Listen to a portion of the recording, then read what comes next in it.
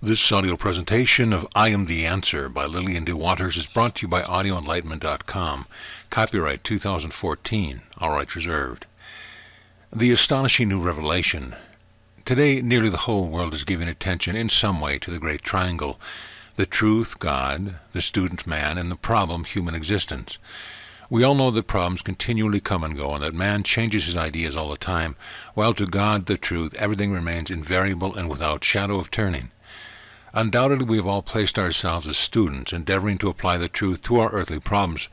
Reader, have you not done this very thing? Suppose that all the knowledge of truth we possessed were inadequate to solve our problems.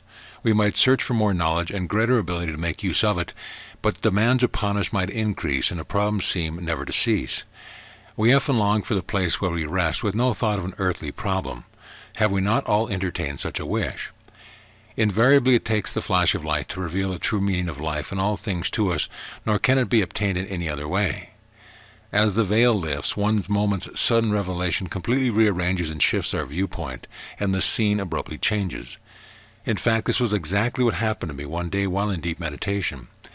I was considering mathematics, its students and problems, when suddenly it dawned upon me that the student position, which I had assumed, was certainly an unreliable and unsound one. As this actually burst upon me breathlessly, my heart cried out, "Oh, to be the principal instead of a student!" Instantly there followed a moment of shining light with its electrifying transfusion, sudden and swift, as though a curtain had been raised, admitting some startling new sight. I saw the indisputable fact with vivid, clear distinctiveness. I saw that I was the principal, not a student at all. Under this flood of blazing revelation, what else could I do but exclaim further, "Why, this means that I am the truth." I am not a student trying to solve the problem of human existence, but I am the absolute and changeless truth itself. The simplicity of all this amazed and overwhelmed me. Here in this brief but thrilling moment I saw what years of study and research had never given me.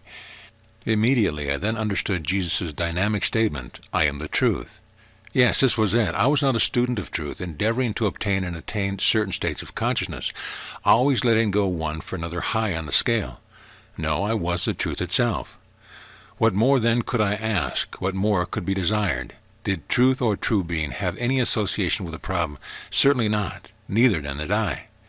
I am the truth. Exuberantly I told myself again and again in my newly found changed relationship. I am not trying to do, to think, or to know something, but I am doing, feeling, and being the truth, the life and the way. Oh, the blessed wonder of the light! I saw then that the problem of human existence could never be solved, but will dissolve when we take our rightful stand as the truth, the way, and the life. Now once having seen and accepted this platform, all other speculations immediately vanished, while beautiful verification in Jesus' life and teaching came flooding my rapturous thought. How plainly now to see that Jesus never said that he was a student of life, but insisted, "I am the life." Neither did he intimate that he was a follower of some particular way system, but again and again he reiterated, "I am the way." No wonder he was so absolute, so compelling, certain, and sure. Never did he speak nor act as though he were using truth as a means to bring about certain healing results in a material existence. His attention was not toward conditions, states, nor belief, but upon that being which is unalterable, that principle which is fixed and absolute, that law which is wholeness always. Against such there is no law. Reader, know thyself. Learn who and what you really are. The meaning in life and the fullness of all things, then for you, wars and problems will cease and be no more, sorrows and limitations fade away. For finding yourself as you really are, you shall be in touch with every good and perfect lining, and shall live here on earth a life of peace, joy, and plenty. The great questions. Where shall I look for myself? When and how shall I find myself? One of the oldest teachings in the world is that the way infers a road or path, in fact a going somewhere, as for example a pilgrimage. So countless ones believe that the place to find oneself is at the end of this road, or so-called path to return. Here at last, they say, one may find hope to find himself in the things of the kingdom. Again, there are those who believe in the way to be like a ladder reaching from earth to heaven, and so they set out on a long climb from rung to rung. In imagination they climb and fall time and time again, yet always at the top, high in the distance, they place the goal. The story of the forester may well serve to illustrate the way, and is told like this. All his life this man toiled felling trees. One day some messenger came to him saying, "You are king, you are not a forester. He only laughed, paying no heed to the story, but they became only more insistent in their endeavor to convince him of his real identity. After a while, the people whom he believed to be his parents told him that the messengers were right, that he was a king, that when he was a baby he had been taken from his mother the queen and left with them. Now then, what was the way for the forester to be king? Did he need to make any kind of a journey or overcome any certain obstacles? No, indeed. He needed but to believe and accept that which was actually the truth about himself and act upon it. This story accords with Jesus' teaching. I am the way, I am the door. Paradoxically, then, the way is not in going somewhere nor in achieving something, but in discovering one's very existence to be the perfection for which he is seeking. The great question, then, for all of us to decide is this: am I believing that intrinsically I am the same life and being as Jesus or not? If you agree that we all have the same relation to life and being as Jesus had, then you are forced to accept that since he claimed himself to be life and truth, this is exactly what he should be doing also. Listen closely. Yourself is not an acquisition. Anything you do to become what already you are keeps you from experiencing the great answer. Did Jesus locate heaven at the end of a long journey or at the top of some imaginary ladder? He designated it within you. Reader, you will find yourself, when you are released from every form of teaching which does not precisely agree with that of the Christ, right where you are is the place. On the tablet of your heart shall be found the eternal word, I am the truth. The new day dawns. The former things are passed away. Behold, I make all things new. Revelations 21, 4-5. Revelation of my own being does not depend upon any particular person, church, or nation, but is available to all alike. Inevitably the new day dawns. The teaching of Christ are destined to be understood and accepted as he gave them. Plainly and clearly he set forth his simple teaching, but how complicated and confusing it has become. For instance, he prayed, that they all may be one, as thou, Father, art in me, and I in thee, that they also may be one in us. Never can we be one while we are students of different forms of religion, for the student position ever binds one to church, teacher, book, practitioner, and personal beliefs. Only when we stop enacting the student or follower and accept our existence as the very truth may we truly lay claim to oneness with each other. In the new day, the old order crumbles and falls. The kingdom of heavenly oneness, order, and wholeness comes to light. The Christ message. I am the way, the truth, and the life. John 14:6. When we find a teaching which proclaims, I am the living truth, then we have heard the real Jesus Christ message, which is destined to free us. Jesus taught, I am the truth, while the present-day teaching regarding ourself is to the contrary, for we have been taught to believe that we are not the truth, but that we are man, the student, that we are not life, but that we are its expression, that we are not the way, but that we are a follower of it. What a difference it makes to us in our vision and experience to be the truth and the life, rather than a student applying the truth to his problem. So long as one considers himself a student, shall he find himself confronted with problems, for are not problems part of the life of a student? If one seeks for knowledge, what shall be the knowledge which finally will completely satisfy him? Surely nothing but the established from the beginning fact that he himself is the way, the truth, and the life. Lo, the facts which Jesus taught about himself must inevitably be the ones which we are to see as true of ourselves, else of what advantage are they to us? Definitely the greatest fact we can learn is the knowledge that we are the living truth. As we come into the positive and luminous awareness of this eternal verity, all lesser viewpoints are bound to completely leave us. As one may be certain that mathematics is absolute and unassailable, so sure was Jesus of himself as the way, the truth, and the life, invincible, inviolable, infallible, absolute, and complete. And most certainly his life on earth was to teach the same fact about us all. Jesus knew that he was the truth itself, and life itself, the way itself, and he said so. He took his stand as the fact of being, thus nothing could ever hurt him, affect, or destroy him. Let people think they could lay hold of him. They found themselves grasping at thin air. Let them attempt to kill him. They saw him walking about in their midst unharmed.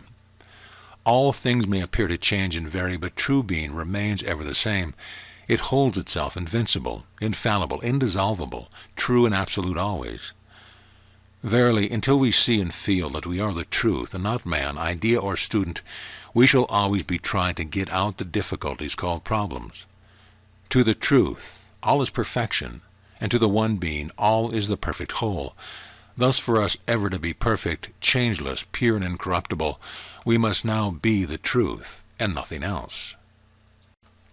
Man, never God. In a far country of human and material existence, where there appear multitudinous men, women, and children, the terms man and mankind are frequently used generically, but to consider oneself as man is a great and grave mistake. Christ gave no such instruction. He made use of a term man only when referring to the forms called persons or personalities as follows. First, bind the strong man, Matthew 12:29. First of all, renounce the perverse and inflexible belief that you are man, for it is not the truth. Call no man your father upon the earth, for one is your Father which is in heaven, Matthew 23:9. Man is not your father, and not yourself. He is of the earth, dust to dust. One is your being or Father only, that perfection which is your own without beginning or end. What shall it profit a man if he shall gain the whole world of human accomplishments and intellectualities, and lose his own soul, and neglect discovering the great answer to existence? Mark 8:36. No man hath seen God at any time, John 1:18. No one as man or personal individual can understand the infinite. We stone thee for blasphemy, because that thou, being a man, makest thyself God, John 10:33. In one way their perception was correct, since man can never be God. But they made the fatal mistake of regarding Jesus as man. The fact was that Jesus was laying down his life to prove to them and to all that we are not multiple individual personalities as it seems, but infinite spirit, life and being, perfection, wholeness, and immortality. The individualistic position is destined to dust, oblivion, inexistence, while perfection is the whole. The all in all remains unchangeable from eternity to eternity.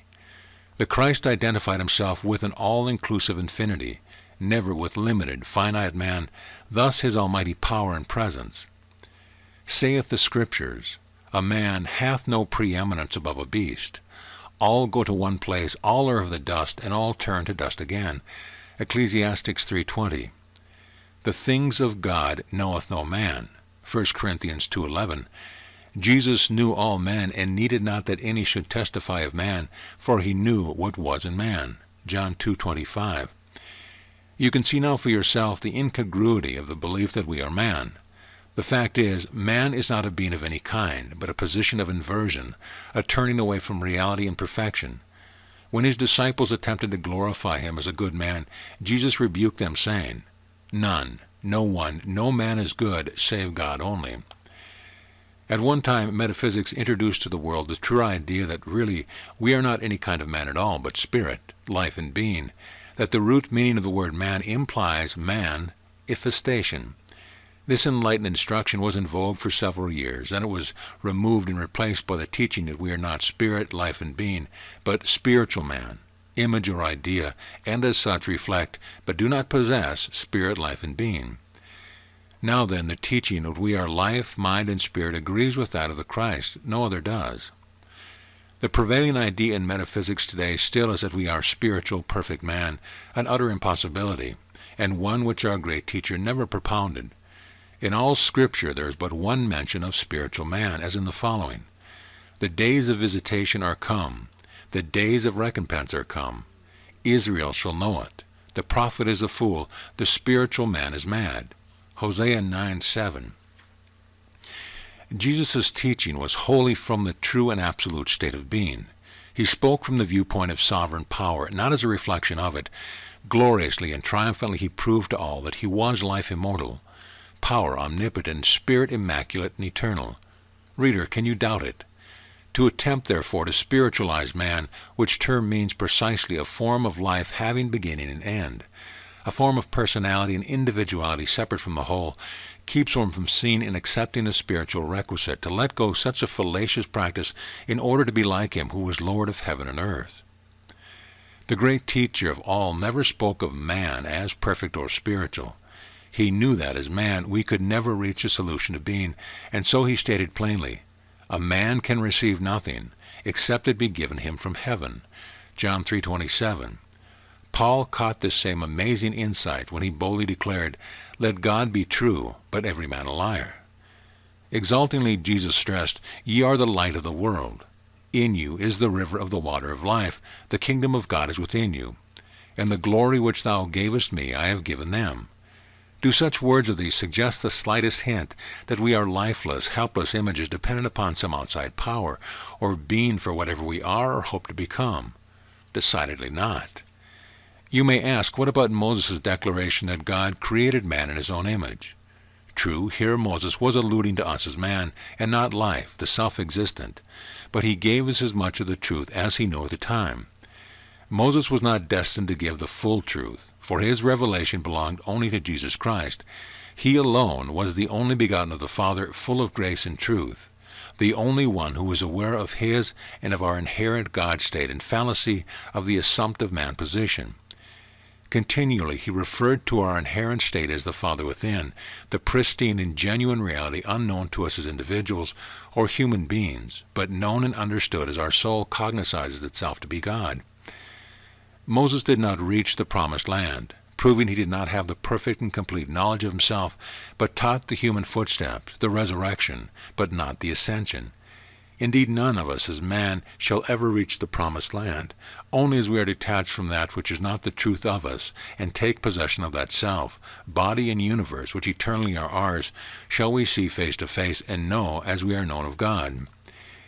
Imperially, the Master set aside the transitory vision of Moses and proclaimed, "Moses gave you not the bread from heaven. I am the bread which came down from heaven." Verily, if one does not willingly accept that being which eternally and everlastingly he is, then of necessity he will continue to imagine himself that which he is not, man, form, image, idea, dust. Therefore, our only real hope for emancipation from all such mistaken ideas is to be like Jesus, life instead of an image of life, truth instead of an idea of truth, power instead of a reflection of power, and the way instead of a follower of some particular system, book, church, or person. We should always look directly at the teaching of Christ. Never did he intimate that he was man or an image, idea or an expression. Then why believe it? Why not believe exactly as he taught, that we are all one, and so are really the self-same life and being? The way Jesus regarded his identity with being is the way for us to do also, else why call him the way-shower? Furthermore, why acknowledge him to be the truth and the life, and us mere reflections of it? Unless we see exactly as he saw, and follow in his footsteps, how do you suppose we shall ever be like him and do the work he commanded? Paul caught a glimpse of this self-revealing light when he wrote, "We have the mind of Christ," 1 Corinthians 2:16. Jesus Christ is in you, 2 Corinthians 13:5. And John 2 prophetically announced, "Beloved, now are we, in belief, the sons of God, and it doth not yet appear, altogether revealed to us, what we shall be. But we know that, when he shall appear, when truth shall be more fully revealed, we shall be like him, Jesus Christ. For we shall see and recognize him as he actually is, the way, the truth, and the life." 1 John 3:2. In these latter days all falsities are to be exposed. There is nothing covered that shall not be revealed, and hid that shall not be known. Matthew 10:26. And they shall be all taught of God. John 6:45. Only the Spirit of truth can reveal to us the sublime fact that we are God and not man. It must come as a direct perception. Therefore, dear reader, as soon as you perceive that you are not spiritual man, nor an image of any kind, nor expression of any sort, you shall then be ready to take possession of yourself as infinite perfect being, and none less. Since you are alive, you are life. And since life is one indivisible whole, then this you must be, and are, the very same as Jesus. For himself, and for whosoever will, he proclaimed, "All, not part, power is given to me. I am the life, I am the truth, I am the first and the last, the beginning and the end." Could he have said it any plainer? Could he have been more clearly presented than the oneness of life and being? Do you believe that he did or did not include us in his vision? Nature entitles us all to the air as a whole, since it is indivisible, and likewise to the sunlight, since it cannot be separated into parts. Mathematics, too, is available to everyone, nor can it be personalized or separated from the whole.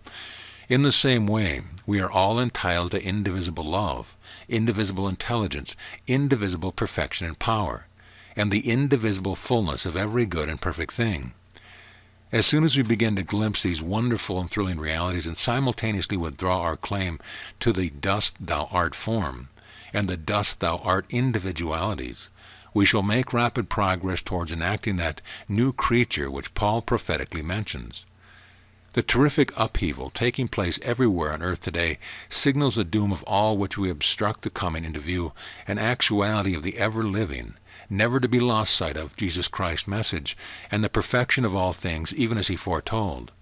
Perfect self, perfect universe, perfect body, perfect experience for everyone who will take all. When one lets go of the false individualistic sense of himself, then he may say, I am the one infinite being. I am life everlasting. I am truth immortal and eternal.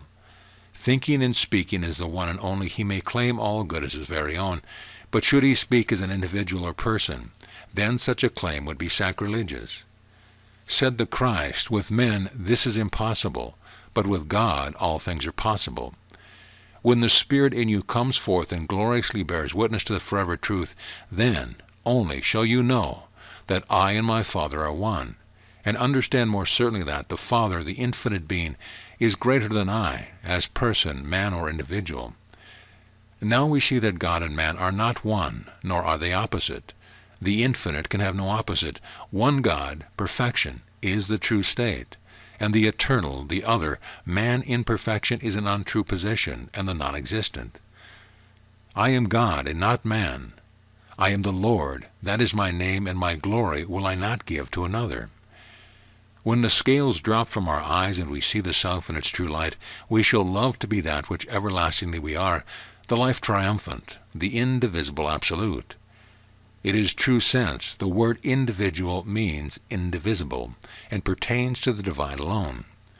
However, it is generally understood to mean a single human being, with a mind and body of his own, since life is spirit, no matter it cannot be divided into human beings. The pure in heart. Blessed are the pure in heart, Matthew 3:8.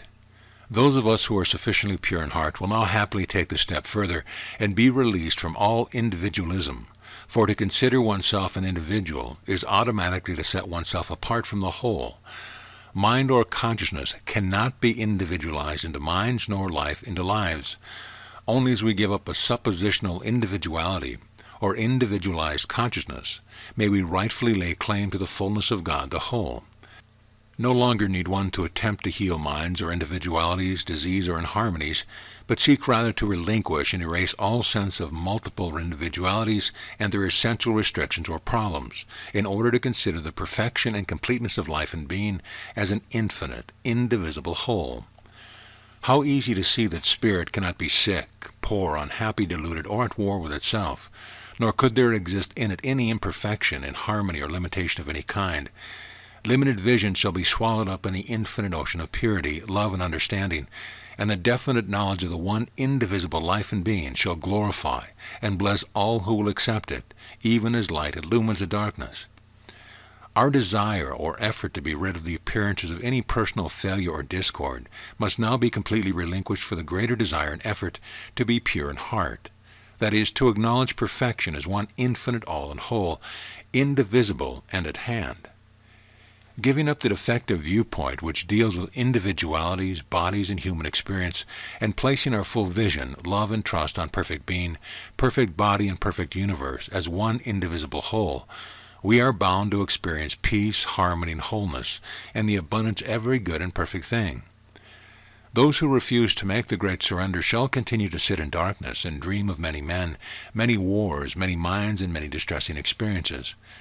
It takes purity to see purity. So long as we are not pure in heart, we are destined to see problems, warfare, and suffering. For the notion of separateness and individualism enfolds all the suffering on earth.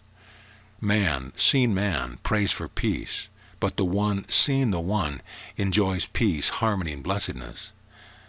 Not my will, but thine be done, said Jesus, completely releasing himself from the personal sense he had assumed for our sake. Whenever we are willing and ready to accept the one as all, and the all as one, we too may be certain of peace, harmony, and happiness. Seeing then that this is what is really required of us, in order that we may take leave of a far country, let us hasten to follow the way-shower, nor think it robbery to be equal with him. Open the door, and I will come in, is the soft insistence of the Christ.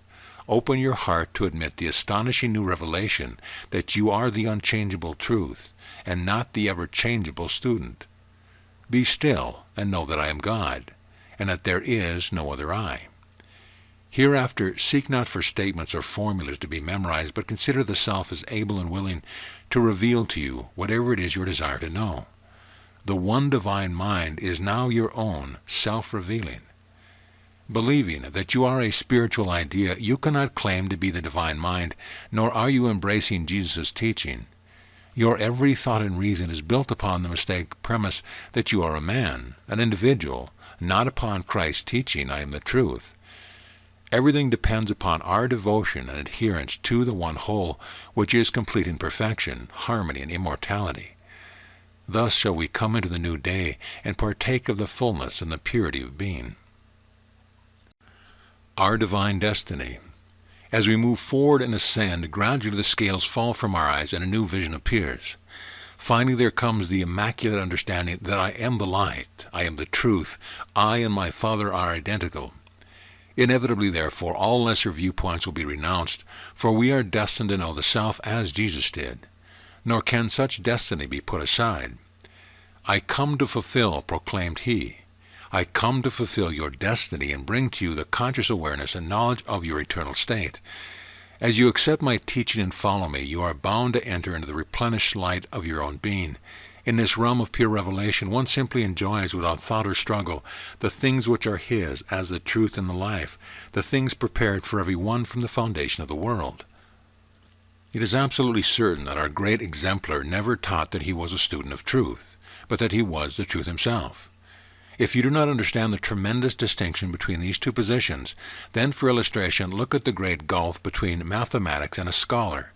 The student position is generally one of strife and struggle, mutation and evolution, while Jesus contended that the truth would set us free from labor altogether.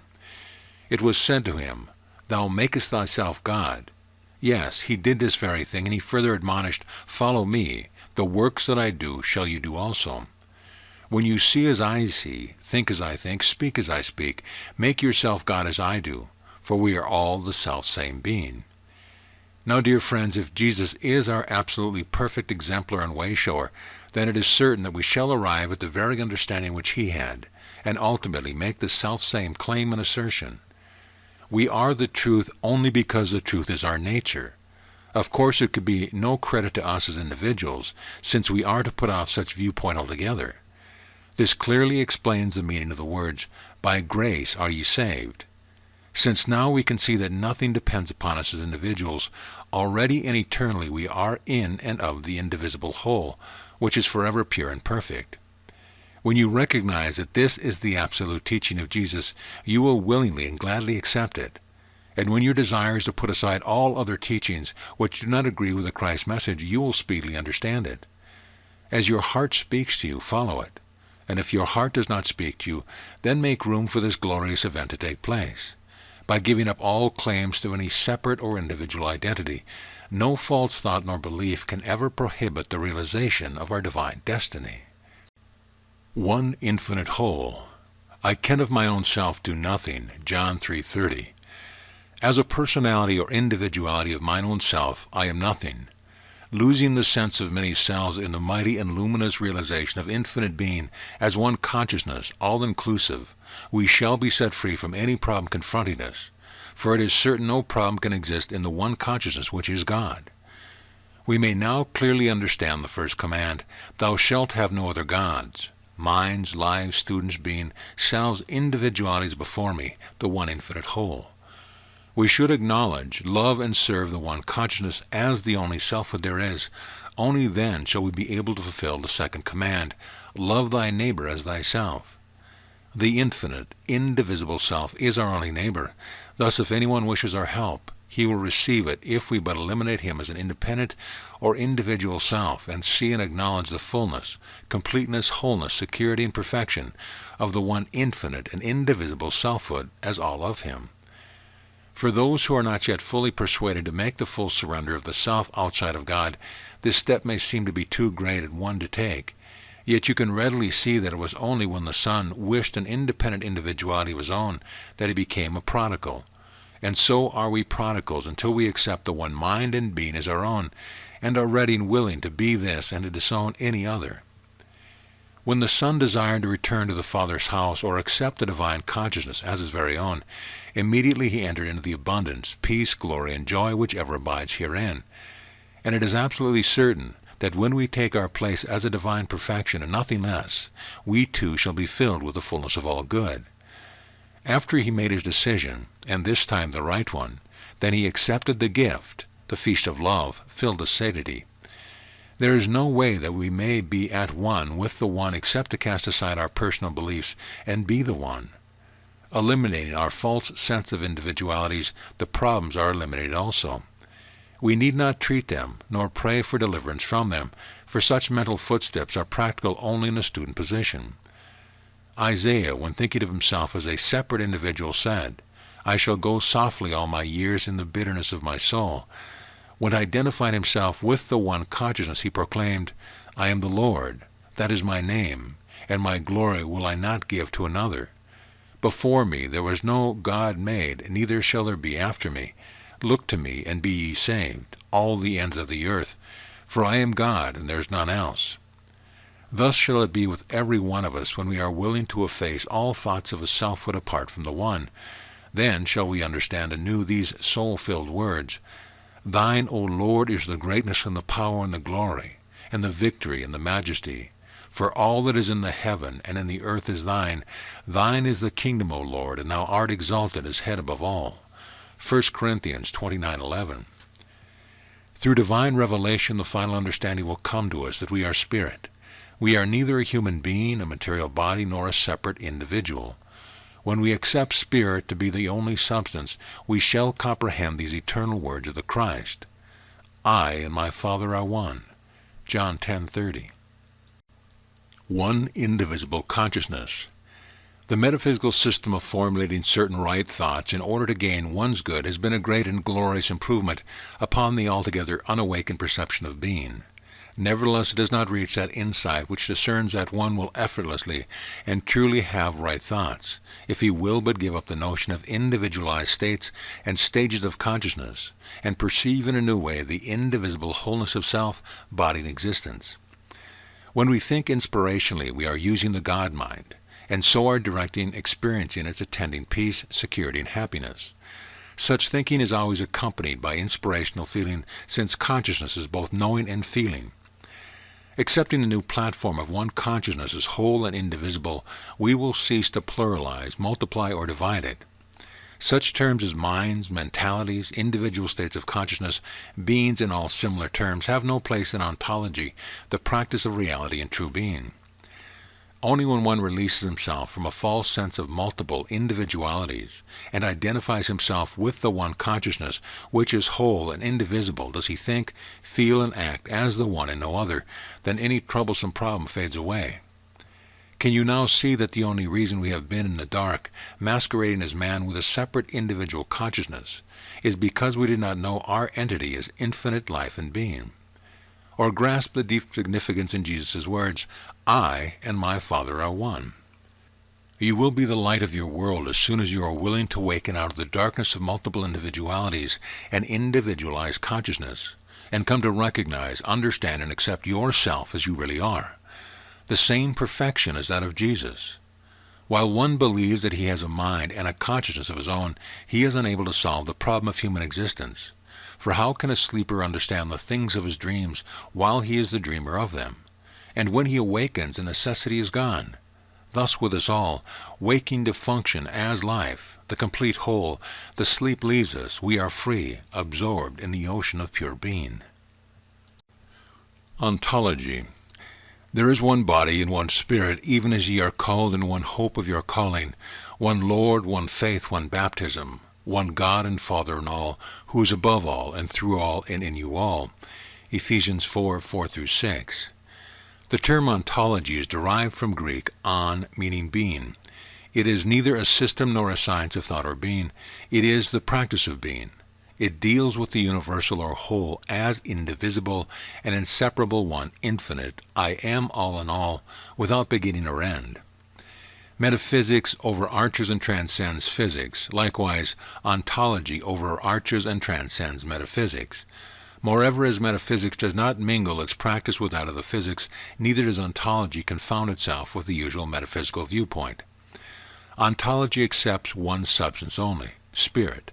Therefore, no matter or materiality, one mind, infinite and all-inclusive. Therefore, no human minds, no mortal minds, no mentalities, one indivisible being. Therefore, no mankind, no personality, no individualized consciousness. Ontology presents consciousness as one whole, inclusive of body and universe. In this presentation of being as one infinite, indivisible all, we accept Christ's teaching that I am the way, the truth, and the life. I and my Father are one. Therefore, we are this one and no other. We turn our vision to the real and the true, the absolute and complete, and hold it here. We see no corrections or adjustment to be made, no thing or thought to be healed or perfected. Willingly we let go both physically and metaphysical viewpoints that to us perfection may be all in all. And when all things shall be subdued to him, then shall the Son also be subject to him, and put all things under him, that God may be all in all. 1 Corinthians 15:28. Jesus was the name given him, who for our sake assumed the form of a man or individual. He knew that he was God, perfection, and not man, imperfection, who, being in the form of God, thought it not robbery to be equal with God, and took upon him the form of a servant, and was made in the likeness of men. Embodying the eternal verity, I am the truth and the life, we are verily accepting the body of Christ. For Christ is the truth of our being, calling, come to me, the Christ reality of yourself. Take possession of it as your very own. See no other, hear no other, speak no other. The Holy Ghost is the Spirit of Christ, bearing witness that I am come. I am with you always, the life triumphant. When we adapted metaphysics, it was time for us to put away former physical ideas and practices pertaining to our health and well-being.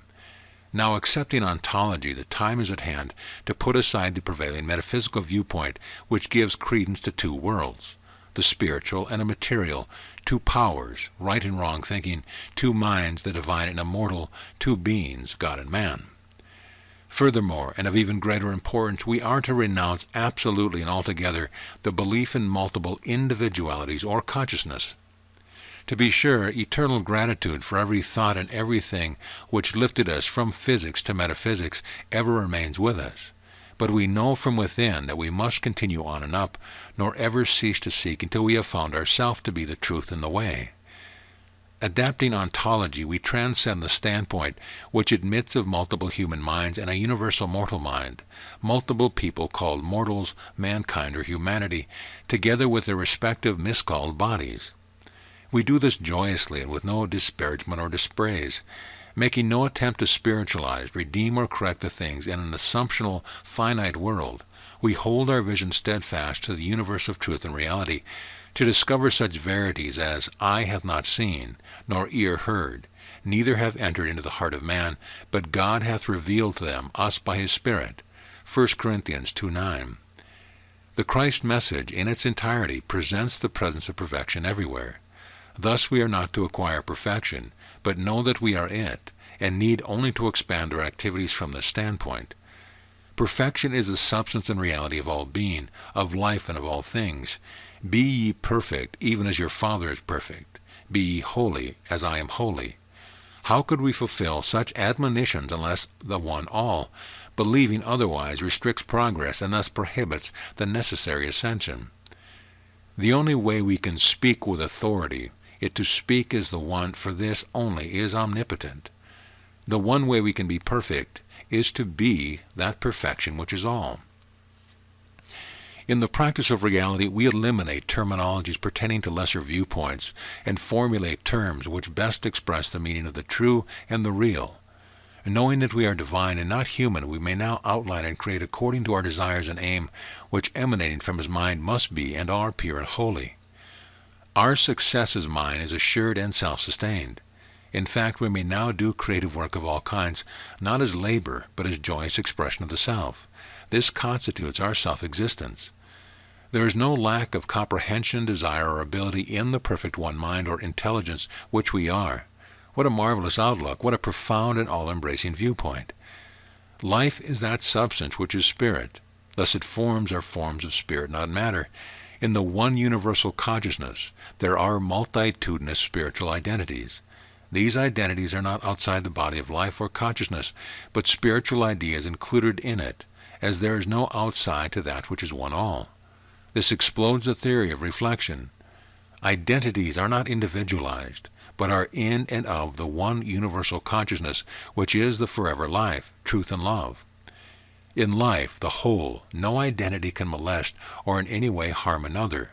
For life is indestructible, nor can mind misunderstand or mistake itself, nor love fail to be that which it eternally is, love. Ontology discloses that we are the kingdom of heaven. We are the Bible or book of life. We are mind, body, and universe, since they are the inseparable all. Seeing this great reality, we should be eager and willing to give up all contrary theories. When that which is perfect is come, then that which is in part shall be done away. 1 Corinthians 13:10. The true worshippers. But the hour cometh, and now is, when the true worshippers shall worship the Father in spirit and in truth. For the Father seeketh such to worship him. John 4:23. Ontology honors God, the one mind, body, universe, not only above all else, but as the all in all. It is not willing to divide the honor of God with any person, book, church, method, or system of thought or thing.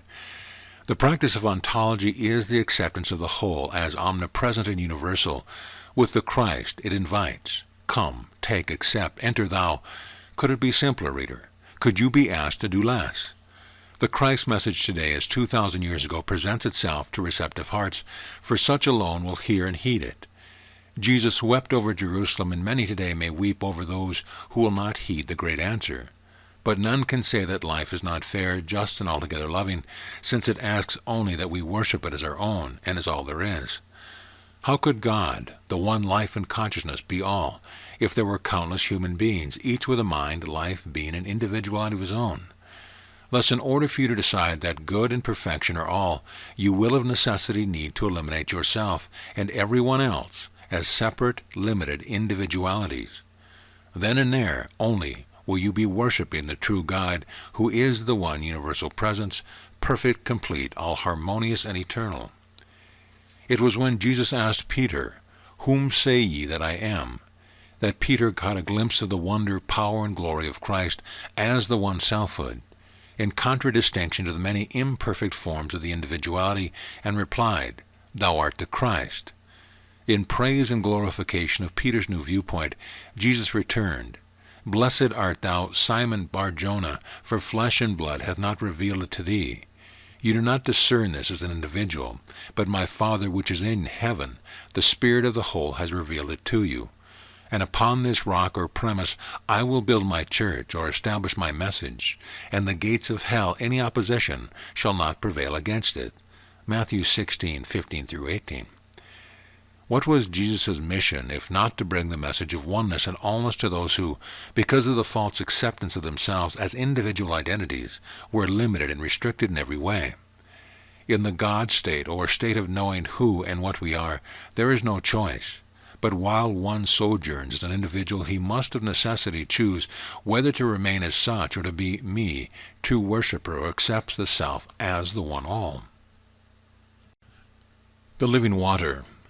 Did Jesus possess infinite almighty power, while we have only as much as we can get together in an infinitesimal fraction called an individuality? So long as you believe yourself to be a single individual, automatically you are kept in bondage to the false notion that intelligence can be separated into segments and particles, and that you are one of them. No man cometh to the Father but by me, announced the mighty, I am the way.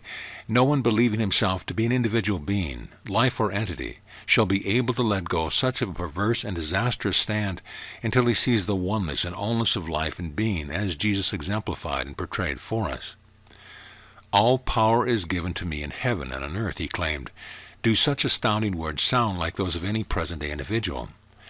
If you are at present accepting the idea that you are a personality or individuality, then wonder no longer why you are experiencing limitation in all direction, limited spiritual understanding, limited inspiration, limited health, happiness, harmony, and limited prosperity and success in all your affairs. For if individualism has any significance at all, it stands for restriction and restraint in every way. Awaken from such folly. From the beginning, individualism is doomed to outer darkness and inexistence. What do the words I am mean, if not one's present perfection, at hand heaven, and wherein thou standest fullness of every good and perfect thing? Letting go all sense of acquisition and futurity, as well as of bondage to past events or circumstance, you may say I am, and experience its glory. How can one truly acknowledge the oneness and allness of intelligence while believing he is entitled to a consciousness of his own and an individualized sense of everything? Can you see that such reason is altogether unsound and illogical? If you are going to declare that you believe in the oneness and allness of being, then of necessity you must declare and accept yourself to be this very being. Just why did they crucify Jesus? Because his standpoint was different from theirs. He thought, talked, and acted from the viewpoint of perfection as all in all, they from the viewpoint of imperfection and limitation everywhere. He spoke from the state of all, they from the position the intelligence can be broken up into multiple lives, minds, and consciousness. Such pernicious notions still persist to this day. No wonder they marveled. Never man spake as this man, indeed not, for only one who is not in a man position can do this. Yet listen to the glorious and gracious invitation given all, whosoever will, let him take the water of life freely. Revelation 22:17. Do you hear? Freely, fully, completely, without limit or restriction. Oh, the glory of the Christ word! Whosoever drinketh of the water that I shall give him shall never thirst, but the water that I shall give him shall be in him a well of water springing up into everlasting life. John 4:14. How could such a sublime promise as this ever have been overlooked by us? How could we ever have come to accept any teaching other than the one which gives us all inspiration, knowledge, and understanding? Repeatedly, Jesus referred to the Father not as a big man in the sky, nor some mind or principle separate from himself. Just where did he place the Father? Off in the distance or outside of him? No. Over and over again he spoke of the Father within me.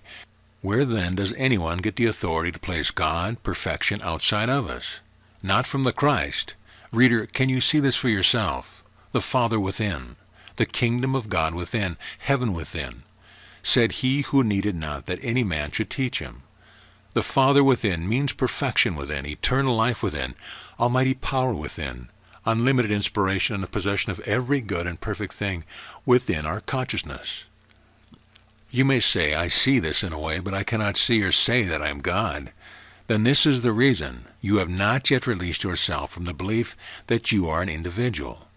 A spray of water from the ocean cannot say, I am the ocean, but as the whole it can. Jesus did not speak as an isolated spark of life and intelligence, but as the indivisible whole. To be sure, neither the Father nor heaven is within man. To consider oneself as man and still place perfection within is blasphemy. Jesus was not taking the position of man when he spoke such words. He was speaking from the state of the one, not the many, the indivisible, not the separate. In fact, he concisely declared, He that hath seen me hath seen the Father. John 14:9. Therefore, dear reader, give up your position as man, the student, follower, seeker after life, and you will directly find the fullness of life and truth to be in you, and shall know for a certainty, I and my Father are one. You express life, for you are life, but you are not the expression, you are it. You manifest intelligence, spirit, truth, and love, but you are not the manifestation, you are the original. If you will but meditate upon these ideas and let them enter into your heart, you are bound to find the Spirit, bearing witness that the message of ontology is the shining light, the living water. Our security, revelation of being, does not depend upon any person, church, or nation, but is available to everyone from the great within. Really, there is no genuine security in man's world. Today as never before, this fact is fast becoming a definitely known reality. Such a discovery and acknowledgement is the important first step. The second, that we find exactly where to place our security. The only security for one now, or at any other time, is the perception that he is the truth and life in which abides the kingdom of heaven. Only with thine eyes, spiritual intuition and discernment, shalt thou behold or comprehend the reward of the wicked, the insecurity and futility of human efforts to create and maintain an adequate material defense and protection. Because thou hast made the Lord, thyself, thy habitation, possession, there shall be no evil befall thee. Of course, nothing inharmonious or destructive could enter the spiritual world or consciousness. Because he has set his love upon me, therefore will I deliver him. Only because of our consuming love to be that which eternally we are, and to abide herein, shall we ever be able to find deliverance from these latter days. I will set him on high, because he hath known my name. Psalm 91. Reader, what is the name of our deliverer, if not, I am the life, I am the way, I am the door? Names of individualities will never be sufficient to save us, not even those carved in the letters of gold upon the very hearts of the people. No, one name only will constitute our salvation and deliverance, the name I am. This is the name of the impersonal, the whole, the one indivisible Christ, mind, or consciousness. Apropos of this subject, we find in the 7th chapter of Matthew, in Christ's Sermon on the Mount, the following prophetic words. Lord, Lord, have we not in thy name cast out devils, and in thy name done many wonderful works? And I will profess to them, I never knew you. Now such words as these are hard to accept without the insight and knowledge that the name Jesus alluded to was I am. The phrase, I never knew you, alludes to any who teach and perform healing works as individuals. No individual person will ever save us, so why be deceived about it? Jesus' words, I know you not, carry sovereign authority, and the wise listen to and heed them. My sheep hear my voice. No name of church, creed, book, nor person will ever save anyone. By grace are ye saved, and not of yourself.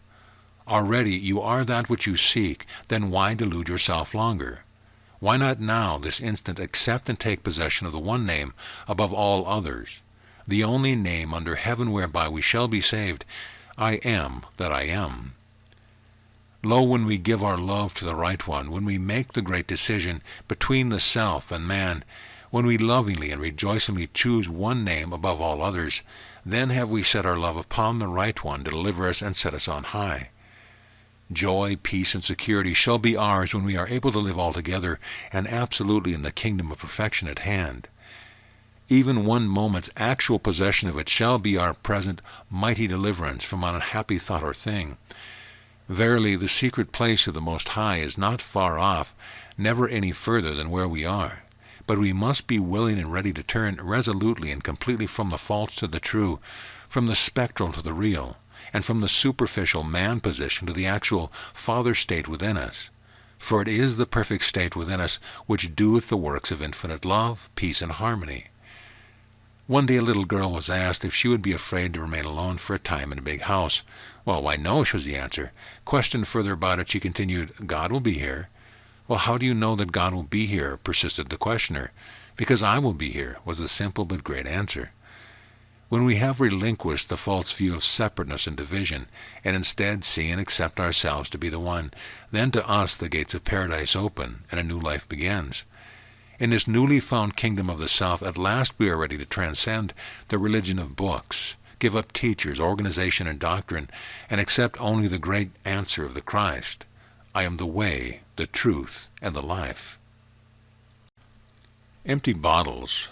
Put new wine into new bottles. Matthew 9:17. Put new wine into new bottles is the imperial command, and one of vital importance at the moment. For instance, a distinct and unmistakable new view of life and being has now come into focus. Boldly and authoritatively it calls attention to the exact teaching of Christ and insists upon the contemplation thereof. Take specifically the new perception. I am not a student but the truth. If this were adapted as merely another declaration to add to the store of one's personal knowledge, he would gain nothing from it, but rather deprive himself of the very light and inspiration which such new ideas bring. When this new light first appeared to me, I beheld it as a startling and astonishing revelation, not merely a new thought, but an altogether different platform. My heart leaped to let it completely saturate me with its significant meaning and absorb my whole attention. Having sought all my life after the truth, here I was at last face to face with the astounding fact that now I had found it to be myself. To be sure, I had many times caught glimpses of this supreme reality, but only as though to add another lovely idea to my present practical knowledge, or to claim it as a higher statement of reality. Now all others, everything, as it were, was swallowed up into this all-absorbing revelation. I am the truth. What a new foundation it was to me, a new platform, a new premise altogether. Reader, does this revolutionary realism mean as much to you? It will, if only you will heed the wisdom of Jesus to put new wine into new bottles. And if you do not heed it, what then? You will simply be postponing your opportunity to take your heaven-given security, peace, and safety. In the light of this new revelation of ontology, let us see what the bottles in the parable represent. Surely something which is perishable, finite, and material, they therefore refer to the limited, the personal and divided, that which begins and ends. What then could they mean but such forms which denote personalities and individualities, limitation, materiality, mortality, the idiosyncrasies of those in a far country, the masquerade of many minds, many false beliefs, many separate lives in being? Here intelligence appears bottled up in human brains, sight in eyes, hearing in ears, and full function of all life conditioned, localized, and circumstanced. Such forms are supposed to contain life and substance, but they are hollow like a phantom or a shell. They but represent the false concepts of individualism, separateness, the many, in contradiction to the one. They are dust to dust, for there is no life, intelligence, nor substance in them. This explains the appearance called death. The so-called individual supposedly escapes from one bodily form to function in another. Learn the difference here and now between multiple material forms and the one infinite spiritual body. Rise and accept the new idea and perception that since life is one indivisible whole, the body of life is the identical substance. You then shall know another kind of bottle altogether, the imperishable identity which belongs to you as the life and the truth. You are infinite life itself. Thus you possess the body of infinite life, and no limited material form belongs to you at all. The body of life is immortal, immutable, imperishable, and eternal, indivisible as Spirit God. It can never be pluralized nor separated into human or material form. This spiritual body comprises infinite, multifarious identities, which are imperishable, omnipresent, perfect, and tangible to mind or consciousness. They represent the character of spirit, mind, all that is true and perfect, such as beauty, loveliness, harmony, wholeness, and all similar qualities. You are this very life, mind, being. You are this identical consciousness. When you see this as the forever truth, and the Spirit bears witness with you, then you will be willing to let go entirely the mistaken belief that you are an individual living in a human existence. Listen closely. Can an idea think? An idea really is the think or thought, isn't it?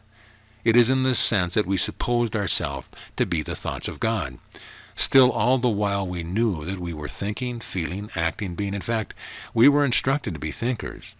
Now, how could there be a thinking idea? Do your ideas think? When you see your image in the mirror, does it reflect your life at all? Does it reflect sight, hearing, thinking? Isn't it colossal folly to imagine such a thing? We know for a certainty that we think, hear, see, and act, and in no way do we resemble that image in the mirror. Contrast this form of religious teaching with that of Christ Jesus, who wielded almighty and omnipotent power, and who claimed it as his very own, who never intimated in any way that he was depending upon some outside original for it.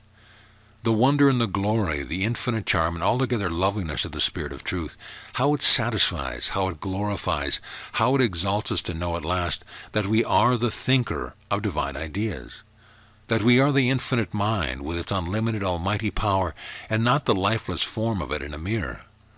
All such theories are old bottles, now to be discarded. Resurrection denotes a progressive change in form, an advancing awareness which continually expresses itself in outlines of greater beauty, activity, vitality, and power. If all the beauty, glory, and grandeur now seen from a limited personal perception is entrancing, how much greater shall be the wonder and glory when seen from the luminous, infinite understanding. Ascension is the taking possession of the self as infinite spirit, God, which cannot be localized nor embraced by any form whatsoever, but ever expresses the body of infinite life, truth, and love. Rejoicingly, we should now renounce and disown all claim to the perishable bottles or forms which for so long have restrained us, and gloriously and inspirationally take possession of a body of perfection into which no discord of any kind can ever come. How safe and secure we feel. Now all fear departs. We're at home. We are in our Father's house, where we enjoy our very own. The real universe. The spiritual universe is the body or kingdom of infinite spiritual ideas and identities, infinite spiritual thoughts and modes of expression of the one universal mind or consciousness. Perfect consciousness possesses perfect inspiration, perfect wisdom, goodness, beauty, and loveliness, and the power of expressing them, perfect qualities, faculties, and activities. As we glimpse this light and continue to live and expand in it, we discern spiritual realities in a new way, and revelation continuously dawns upon us. We begin to learn more and more about ourself as spirit, the perfect and divine as our beloved taught, ourself as life, truth, and love, immortal, infinite, indivisible. Then presently we come face to face with the awareness of the spiritual body as pure, immortal, immutable, and all harmonious. Such insights as this forsakes the position of mentally changing, correcting, healing, dematerializing, or spiritualizing a spectral, unsubstantial form, and instead seeks with light and glory to behold, discern, and take possession of the one body of spirit, which belongs to everyone, and to claim it as our very own. There shall in no wise enter into anything that defileth or maketh a lie. Revelations 21:27. For instance, what we now call fingers, eyes, feet, and so on, nose, bird, lion, such exist as distinguishable spiritual identities, omnipresent, unchangeable, imperishable, immortal, and tangible. The infinite body of spirit, inclusive of its ideas and identities, can never be corrupted, defiled, lost, nor harmed in any way. Do not attempt to control any suppositional material form by any manner of spiritual thinking whatsoever. Look away from it entirely and altogether. Look into the kingdom of truth, life, and love, and here behold the immutable, the infallible, and the absolute. In the kingdom consciousness within you abides the eternal spiritual body, which is forever yours, omnipresent, incorruptible, invariable, eternal, spiritual, real, and tangible. Reader, will you take it? Look now to the concept of heaven as the perfect and ever-present universe, and determine for yourself what there is to be seen here and to be discovered as your very own. What thoughts, ideas, identities do you see? Tell yourself and hold fast to such flaming intuitional realization. Do you not feel and appreciate harmony, perfection, changelessness, completeness, purity, joy, beauty, peace, and similar qualities of being? Take them, for they are yours. They are you. The kingdom of spirit, life, mind, into which you are looking is the holy city, the kingdom which Jesus spoke of as heaven, and around which he based so many of his marvelous parables. Always he beheld it as consciousness, imploring us to let go and give up any and all human footsteps which are a hindrance to our acceptance of it. Vividly, stirringly, compellingly, he set forth the importance of our accepting heaven, the holy city, as above all material possessions. He foretold that no labor could gain it, no personality attain it, purity alone could perceive and possess it. Why should one continue to struggle in darkness with inconsistencies and confusions, when the joy and glory of knowing that we are spirit awaits us all? How simple and easy to accept immaculate and immeasurable spirit to be all of us, and we to be wholly this. Lighted with the light of our own being, we know that we are self-existent and self-complete.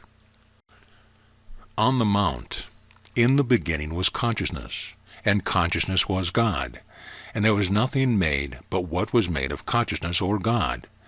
In the beginning means now, or any time one begins to see things as they rightfully are, when the light of revelation dawns for you. The sunshine in your garden could say, I am undetached from the whole. I am not here as a piece or bit of all the sunshine there is, but since I cannot be divided or separated from the whole, then I am that, nor can I be otherwise. In the same way you are spirit, you are consciousness. I am spirit, I am consciousness. It is the same spirit, consciousness, the same life, being, the same body, universe. It is all one whole. Such was the simple teaching of the Christ, and the reason he spoke so frequently in terms of I am. Indisputably, there is but the one I, the I which is consciousness, the I which is life, the I which is the whole. To be able to see this is also to see the impossibility of mind, lives, beings, or individualized consciousness, moreover, the time to give up enacting them. When the heart is ready, the Christ appears. For Christ, self-revelation is always here and at hand. In the beginning was the infinite consciousness, and all things were made by consciousness, and without consciousness was not anything made that was made. Reader, when will you awaken to see that you are this consciousness with whom all things are possible, and whom all things exist, and that this consciousness and its expression is all there is? Accepting this consciousness as creative mind, we may now begin to create or produce many new and wonderful things. Indeed, the ability to create is our very nature, but never as the assumptive individual. When one claims the power and authority to create in the name or form of man, he does so in ignorance and darkness, and such presumption is destined to failure.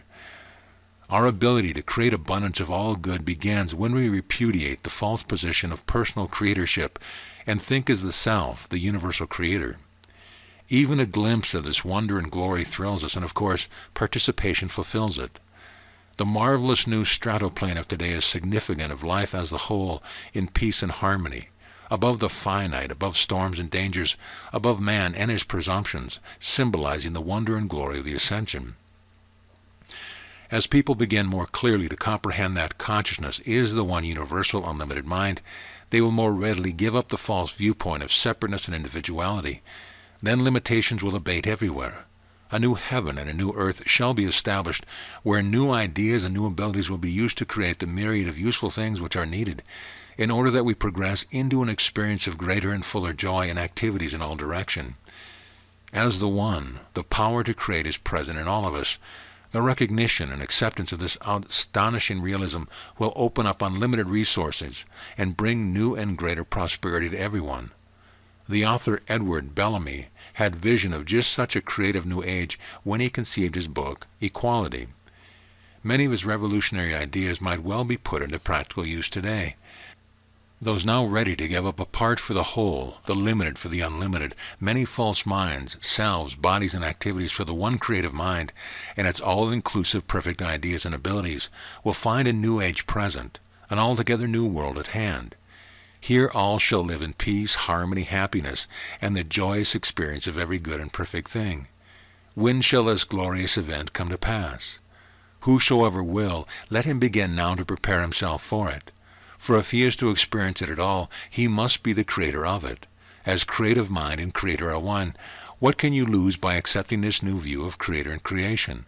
On the other hand, what shall be your loss if, seeing the vast power and glory before you, for personal reasons you reject and refuse them?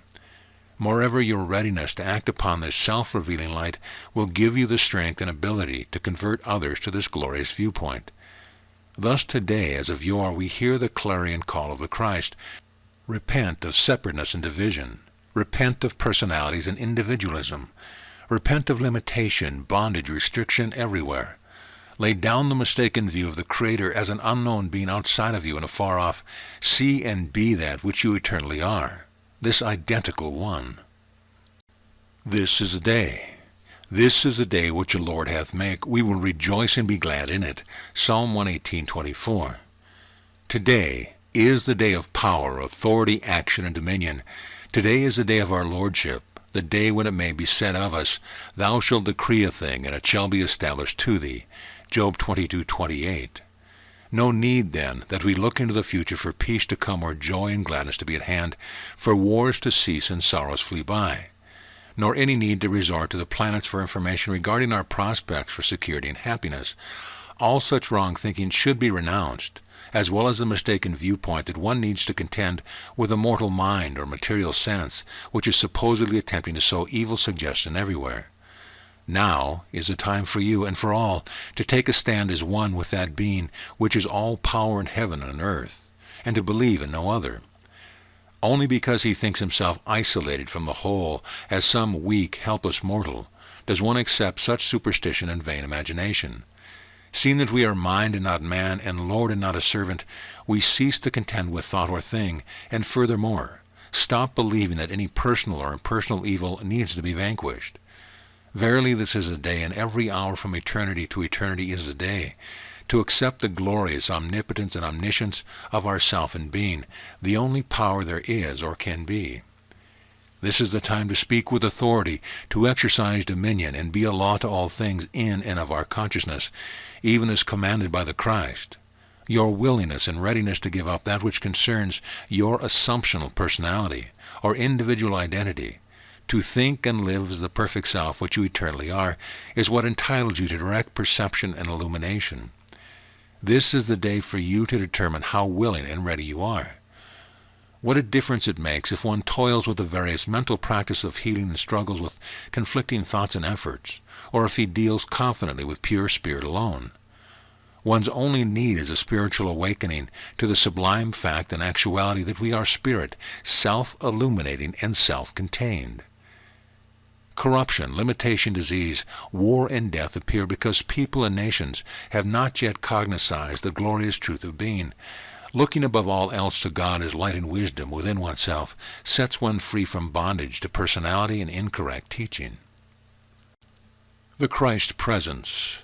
I go, and I will come again and receive you to myself, that where I am, there ye may be also. John 14:3.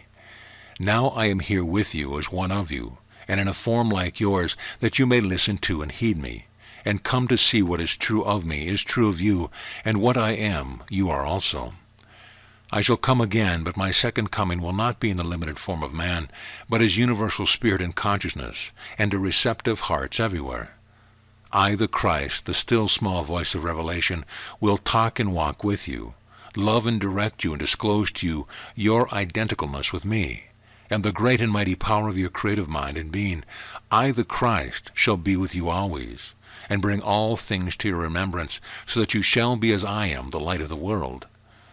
My yoke is easy, and my burden is light. In the end you shall find by simple instruction to be the easiest, as well as the single way to bring you the great answer. I, the Spirit of truth, ever present, shall bring whosoever will to accept my teaching as supreme and absolute, to see oneness as allness, and allness as oneness. I will write my words of inspiration, light and glory on the tablet of the heart, and whosoever will, let him leave all other views of life to accept as the seamless robe, the wholeness and indivisibleness of being. Fear not, fear nothing, for what is there to fear in the world of all good, all love, and all glory? Fear no one, for who is there to harm you in the world where you are a lot to yourself? Have you not been believing and declaring that God is all? How can God be all to you if you consider yourself a separate being or entity, your neighbor another being or entity, and so forth? Can God be indivisible perfection if there are multitudes of personalities who are foolish, ignorant, sick, at war with one another, and altogether vain? Can you reconcile that which is irreconcilable? Can you declare infinite good, infinite love, infinite peace and harmony, and at the same time believe that there is evil anywhere? Verily, your misunderstanding of being and of existence shall be likened to a foolish man, which built his house upon the sand, and the rain descended, and the floods came, and the winds blew, and beat upon that house, and it fell, and great was the fall of it. Matthew 7:26. Many lives and many minds appear only because of ignorance or mental darkness. They will disappear when the one selfhood is enthroned in the heart and recognized to be the universal, excluding all individualism. Fear not, fear nothing, let not your heart be troubled. Ye believe in God as perfection and completeness outside of you. Now rise in glory to see that this very being which I am, you are also. Put away from you all your idols and idolatries, your personal attachment to thing, doctrine, and forms of every kind and nature. Awake, O immortal, and put on the seamless robe, the understanding that I and my Father are one. This is the wedding garment. This the Christ presence you embody when you see and accept perfection and completeness to be all of you, and an assumptive self to be nothing. Verily, the revelation of the one being, the one body, and the one universe is unlimited, immaculate substance spirit, is my second coming, my second presence in your midst, which, as you receive and embody, shall usher you, as it were, into that place which I have prepared for you, and to the full vision and knowledge of your identicalness with the one mind, life, being, even as I am. Equality. The ringing tones of him who knew the great requisite as well as the great answer still reverberate down through the ages. Whosoever will come after me, or take possession of the infinite all, let him deny himself, or disclaim any form or individual selfhood, take up his cross, abide with this new idea, and follow me. Accept my teaching as absolute and supreme. Mark 8:34. He that findeth his life to be the one indivisible spirit shall lose it, as man, a separate individuality, and he that loses his life as man shall find it as the universal selfhood. Matthew 10:39. It should now be easy for one to grasp that all earthly troubles and problems, including the present war conditions, appear solely because of the belief in many individualities, each accepting a self and identity of his own. Surely in God, the infinite one and all, there are no such states, beliefs, nor conditions. No wonder the Christ introduced and stressed the new idea of emptying out the old bottles or former teaching, and the denial of oneself as having any individualized sense of life and things. Such wrong practice alone denotes the prodigal position, the turning away and separating of oneself from perfection as the whole, and so results in a limited sense of good and abundance everywhere.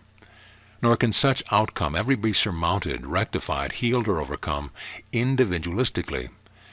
The one and only remedy is to follow our Savior's admonition to accept the universal self as our very own. In this way, whosoever will shall come naturally and easily into possession of the all-good, in which abundance and perfection dwell and abide.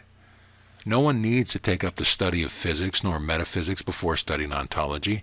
Anyone anywhere, desiring to know the truth about life and being, and the way to experience its peace, health, harmony, and fullness of all good, may now take the great answer, and without any previous religious training, come face to face with the divine and perfect, and prepare himself for direct perception and illumination. Citizens of heaven, awake!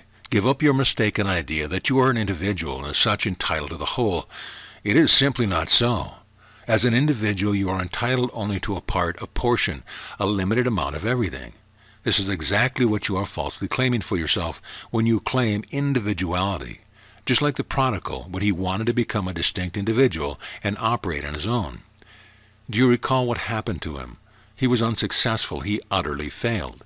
The time came when no man gave to him, that is, he came to the end of his individualistic possession. Then somehow he remembered, the veil lifted, his viewpoint changed. Presently he looked toward the infinite, the whole, his very life and substance. The longer he looked, the greater his stride to it, and the farther he placed the form of individualism. To get to the Father, the house of unlimited abundance, this idea now completely consumed him. Strange, even the first steps toward it began to take away some of the terrible fear and suffering which had enveloped him. Now he rejoiced, and his heart was warm in a thrill. Just the thought of that whole which now he began to take as actuality his very own quickened his steps and accelerated his speed. Even when yet he thought he had a long distance to cover, he felt fullness and perfection right at his side, and it was so. Then he disowned all form of individuality altogether. Rapturously he took possession of that self, which is the great answer. Reader, surely now the Spirit within you is bearing witness to this great realism, is it not? Your heart is touched. You are constrained to withdraw yourself from the mistaken position of separateness and division. Am I right? Then take all and fear nothing. Rejoicingly, devotedly, and wholeheartedly abide with it forever and ever. The general idea of equality is an imperfect and incorrect one, since considered from the false individualistic viewpoint, here all wish to attain the all, individually. Their ideal is to establish equal rights for everyone as multiple individualities. This ideal of equal rights for all is a true and correct one, but the belief that this can be accomplished individually is a mistaken premise. Thus continue the forms of war, struggle, lack, and limitation everywhere. Despite the inherent knowledge in everyone that he is divinely entitled to all, automatically and inevitably lies separates himself from it because of his false viewpoint of individualism. Prosperity is equally available to everyone, but not like an apple which may be broken up in equal parts. Should each take a part of the apple, he would obviously receive but a limited amount, thus would continue in want. Now then, the supposition that prosperity or abundance is something which is divisible, like an apple, is a postulate which is absolutely erroneous and without foundation. This very fallacy presents the success and fulfillment of the idealism of equality for which everyone clamors today. Never can the abundance of all good be detached from God, the infinite whole. Attempting to separate them or to secure abundance of itself must inevitably prove futile, since Creator and creation are one. Emphatically and truly, everyone is divinely entitled to all the abundance he can take, even as to all the air he breathes. But the idea of equalization, of abundance, based on the viewpoint that all are entitled to it separately or individually, will ever prove futile. Air, for instance, is an indivisible whole. Unlike the apple, it cannot be separated into portions. Exactly so with life and being. For any to obtain unlimited abundance, he must accept the premise that it is not something to be acquired, earned, nor secured, but to come into his possession as though it were his very own, for such it is. Content to be but a limited man, how dare he claim rights to the unlimited? It is an utter impossibility for one to gain his life without losing it, or to enjoy access to the blessed whole without disowning a separate identity.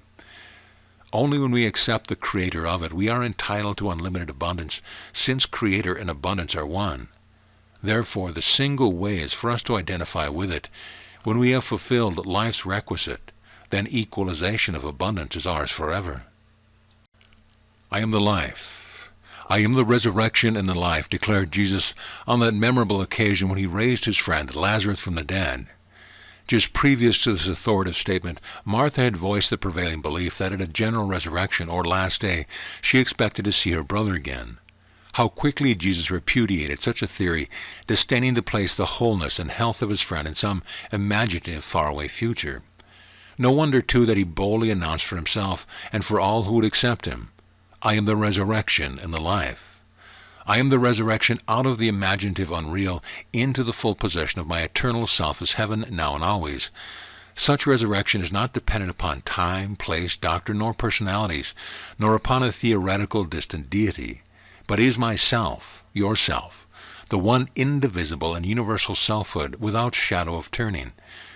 To see that we are life itself, not shifting students of it, the one spirit, immutable and undefiled, precludes death, and thus eliminates any necessity for resurrection. He that believeth in me and in my teaching, though he were dead, or asleep to progress and revelation, yet shall he live, and be aware of himself as he really is. Always Jesus knew and identified himself with perfection and completeness at hand, so should we do likewise. A woman struggling for 2 years to pay her debts, to find employment, and keep possession of her little home, was brought face to face with utter despair. For on the following day certain authorities were to take possession of her home, her belongings, everything, leaving her penniless, homeless, a failure. In this crucial moment a voice spoke to her, saying, They cannot touch your being. This was her hour of resurrection, instantly saw that she might lose every material form or thing, but never her being. She decided for this last night to live in being.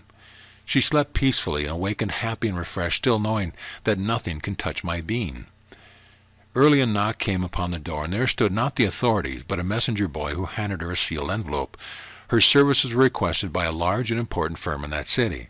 The work proved permanent and paid the highest salary she had ever received. She kept her home and her belonging, paid her debts, and more important still, learned a never-to-be-forgotten lesson, that we are to locate our wealth and our supply of all things in our own being. Identifying herself with the being who is all, and so possesses all, and letting go all effort to obtain anything from man's world of limitation and lack, effortlessly she came into possession of her permanent peace, security, and abundance, and the enjoyment of all needful things. Entering the new era of today, we should welcome with open arms the new and true understanding of the Christ teaching, and happily come into the experience of all things for which we now stand in need. As creative mind, we shall produce everything needful and useful. Seeing this as the eternal fact, will you arise and come into the recognition and awareness of yourself and creative mind as identical? Will you resurrect yourself from any dead beliefs in an outside I am in a future heaven? Then shall you ascend into the glorious realization that I am the resurrection and the life. The last shall be first. The 20th chapter of Matthew we find the parable of the laborers. Here Jesus spoke of a householder who hired laborers for a penny a day, paying exactly the same amount to those who came at the 11th hour as those who toiled the entire day. Since such dealing appears to be unjust and inconsistent, let us look beneath the surface for the real meaning of this doctrine and find its underlying viewpoint. Who are the laborers? Who is the householder, and what does the penny represent? The laborers are those who call themselves man, mortals or personalities, believing life to be separate into parts. The householder is the Lord's self as the whole. The penny signifies heaven, which being all there is of the reward, none may receive more, regardless of the length of time consumed in laboring for it. The 11th hour signifies the final step of awakening, which takes one out of the laboring class into that of the householder, out of division into oneness. So-called mortals, individuals, or human consciousness, aspiring for ways to achieve a more complete form of peace and satisfaction here on earth, endeavor to change the picture of limitations, darkness, and bondage about them into better, brighter, and more satisfactory ones. Such labor is done by the sweat of the brow, or with a more advanced and spiritually progressive outlook, by the effort of thought. Nevertheless, the point of view is the same. Certain work must be done by the individual. While the multitudes are engaged in this fashion, others dare to claim the same reward, yet use neither muscle nor thought to earn it, for they see that they and the Father are one. Then arise dissensions among the laborers, for why, they question, should anyone lay claim to security, peace, health, and the abundance of all good, without laboring with hand or mind to procure them? Paradoxically, we read that the late arrivals not only received the selfsame reward, but were paid before those who had borne the burden of the day, and moreover that Jesus imperiously decreed, the last shall be first and the first last. The first are those who believe they are individuals needing to earn, gain, or acquire the heavenly good. Those who give up the belief that they are separate individuals to accept the indivisibility of the one represent the last. Thus shall these be first to come into the joys of the new age, now approaching, for renouncing the position of the laborers, they identify the self with the householder, the universal whole. Coming face to face with the great reality that as the self, one is the truth and not a disciple, the whole and not an idea, the thinker and not the image, he disclaims all association with human footsteps to be the way to himself, the way of immortal and everlasting life, the way of almighty and omnipotent mind. Verily, the way of the Lord, or householder, in short, the way of the one, the whole. Reader, which will you be? Enter thou. The parable of the talents, Matthew 25, carries a similar illuminative message. Again we find the servants typifying those who, believing they are persons or individualities, strive to gain their separate good. Here the Lord designates him who knows he is the whole, the one mind which is all. The talents, the new perception, and the inspirations continually appearing. A servant receives as many talents as his desire and acceptance thereof permit, according to his ability. If one receives a new revelation, for instance, and immediately seeks to enlarge and dwell upon it, assuredly additional light and understanding, together with their attendant good, is given him. But if one is given the new idea and he heeds it not, allowing it no root within him, but instead buries it in the ground, losing sight of it altogether, he then is not only cut off from any additional blessing, but moreover begins to lose the little that he has. True, to every one that hath genuine receptivity and unselfish love for God and all spiritual realities, shall be given more understanding and greater wealth of all good things. And lies shall have abundance, but from him that hath not made the great surrender of selfhood apart from the one infinite whole, and is unwilling to take the progressive step forward, shall be taken away even that little personal understanding and wealth which he believes he hath. Functioning as the one all-knowing mind and eliminating altogether the so-called individual thinking, we are now and here the one thinker, and no other, and are literally the one consciousness and none else. The wedding garment. In the 22nd chapter of Matthew we find the stirring parable of the marriage of the king's son. Here, in inimitable metaphor, Jesus presents the following points of consideration: the gracious invitation to the marriage, the requisite of the wedding garment, the exactitude of life's demands. Come into the acceptance of the great whole, imperatively calls the Spirit to us all. Marriage, therefore, is our full response to this call. The wedding garment is the love and purity we possess as the one. The same perversity which Jesus so stirringly and startlingly depicted in his parable prevails to this day. That is, many are unwilling to denounce individualism and wish to continue with their merchandise, the personal ideas and theories pertaining to their separate interpretations of being, thus reject life's progressive demands. The wedding is ready, the great answer is already at hand, but they which were bidden were not worthy. Many prefer to remain with their own personalities, ritualism, and attachment.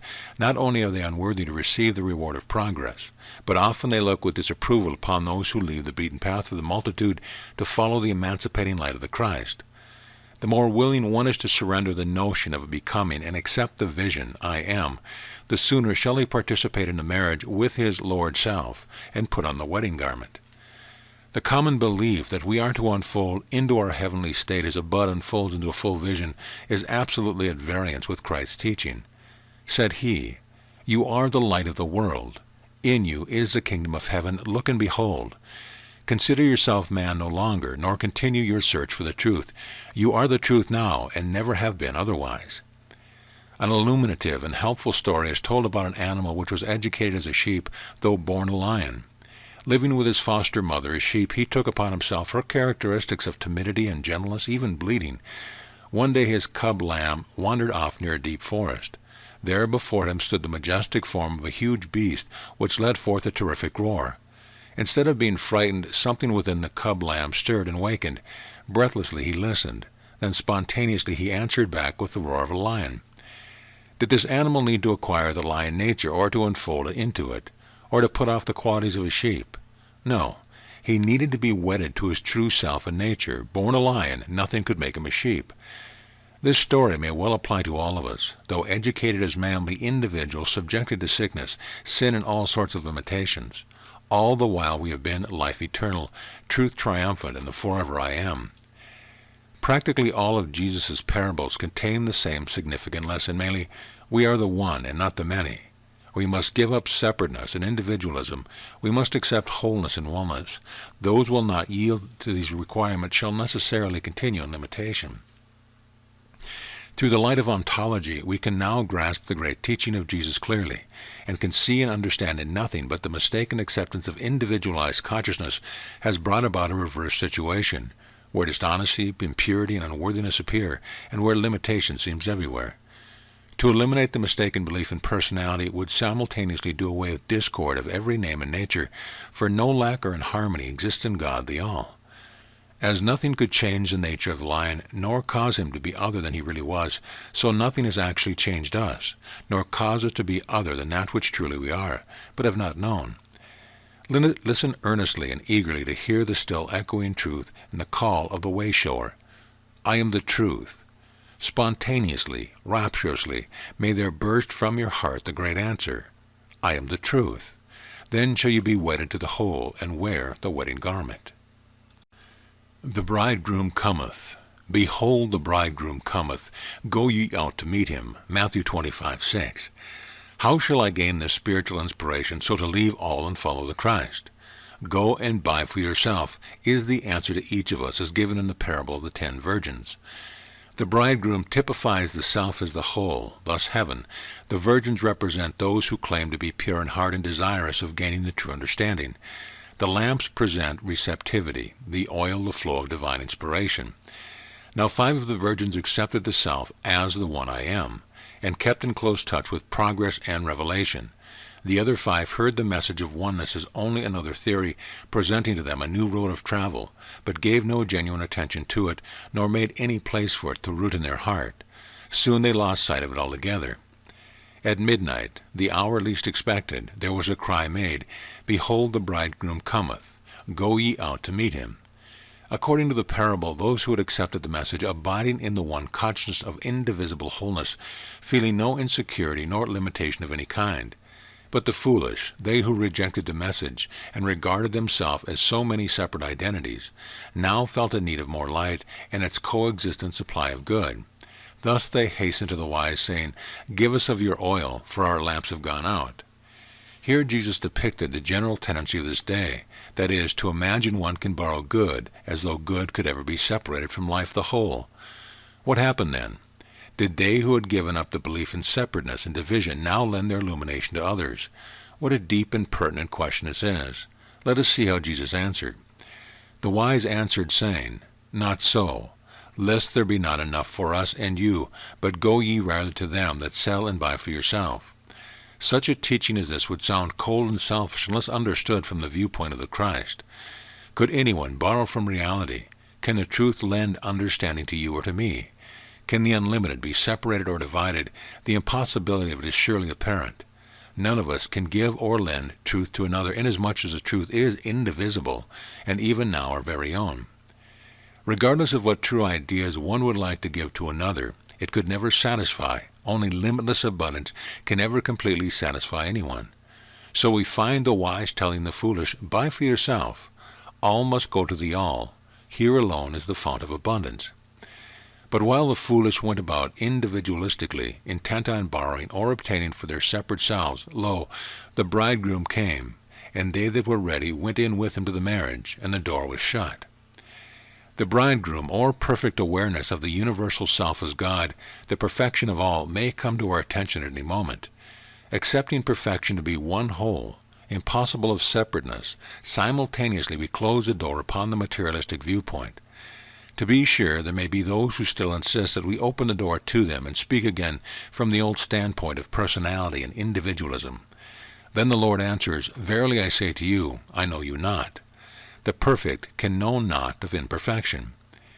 Once having found ourself to be life, truth, and love, which are infinite and universal, indivisible, and at hand, let us watch that we abide herein. God is all.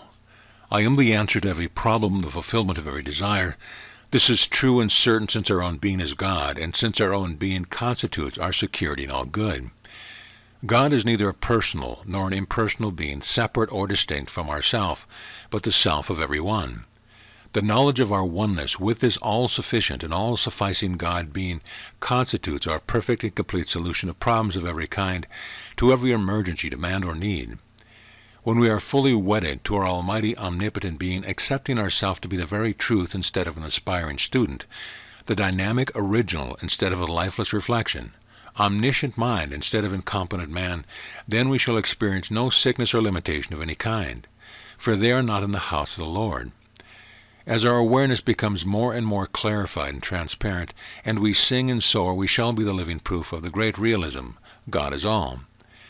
Considering one infinite mind alone, it is easier for us to adapt the vision of immaculate and irresistible perfection as always present and intact in every one.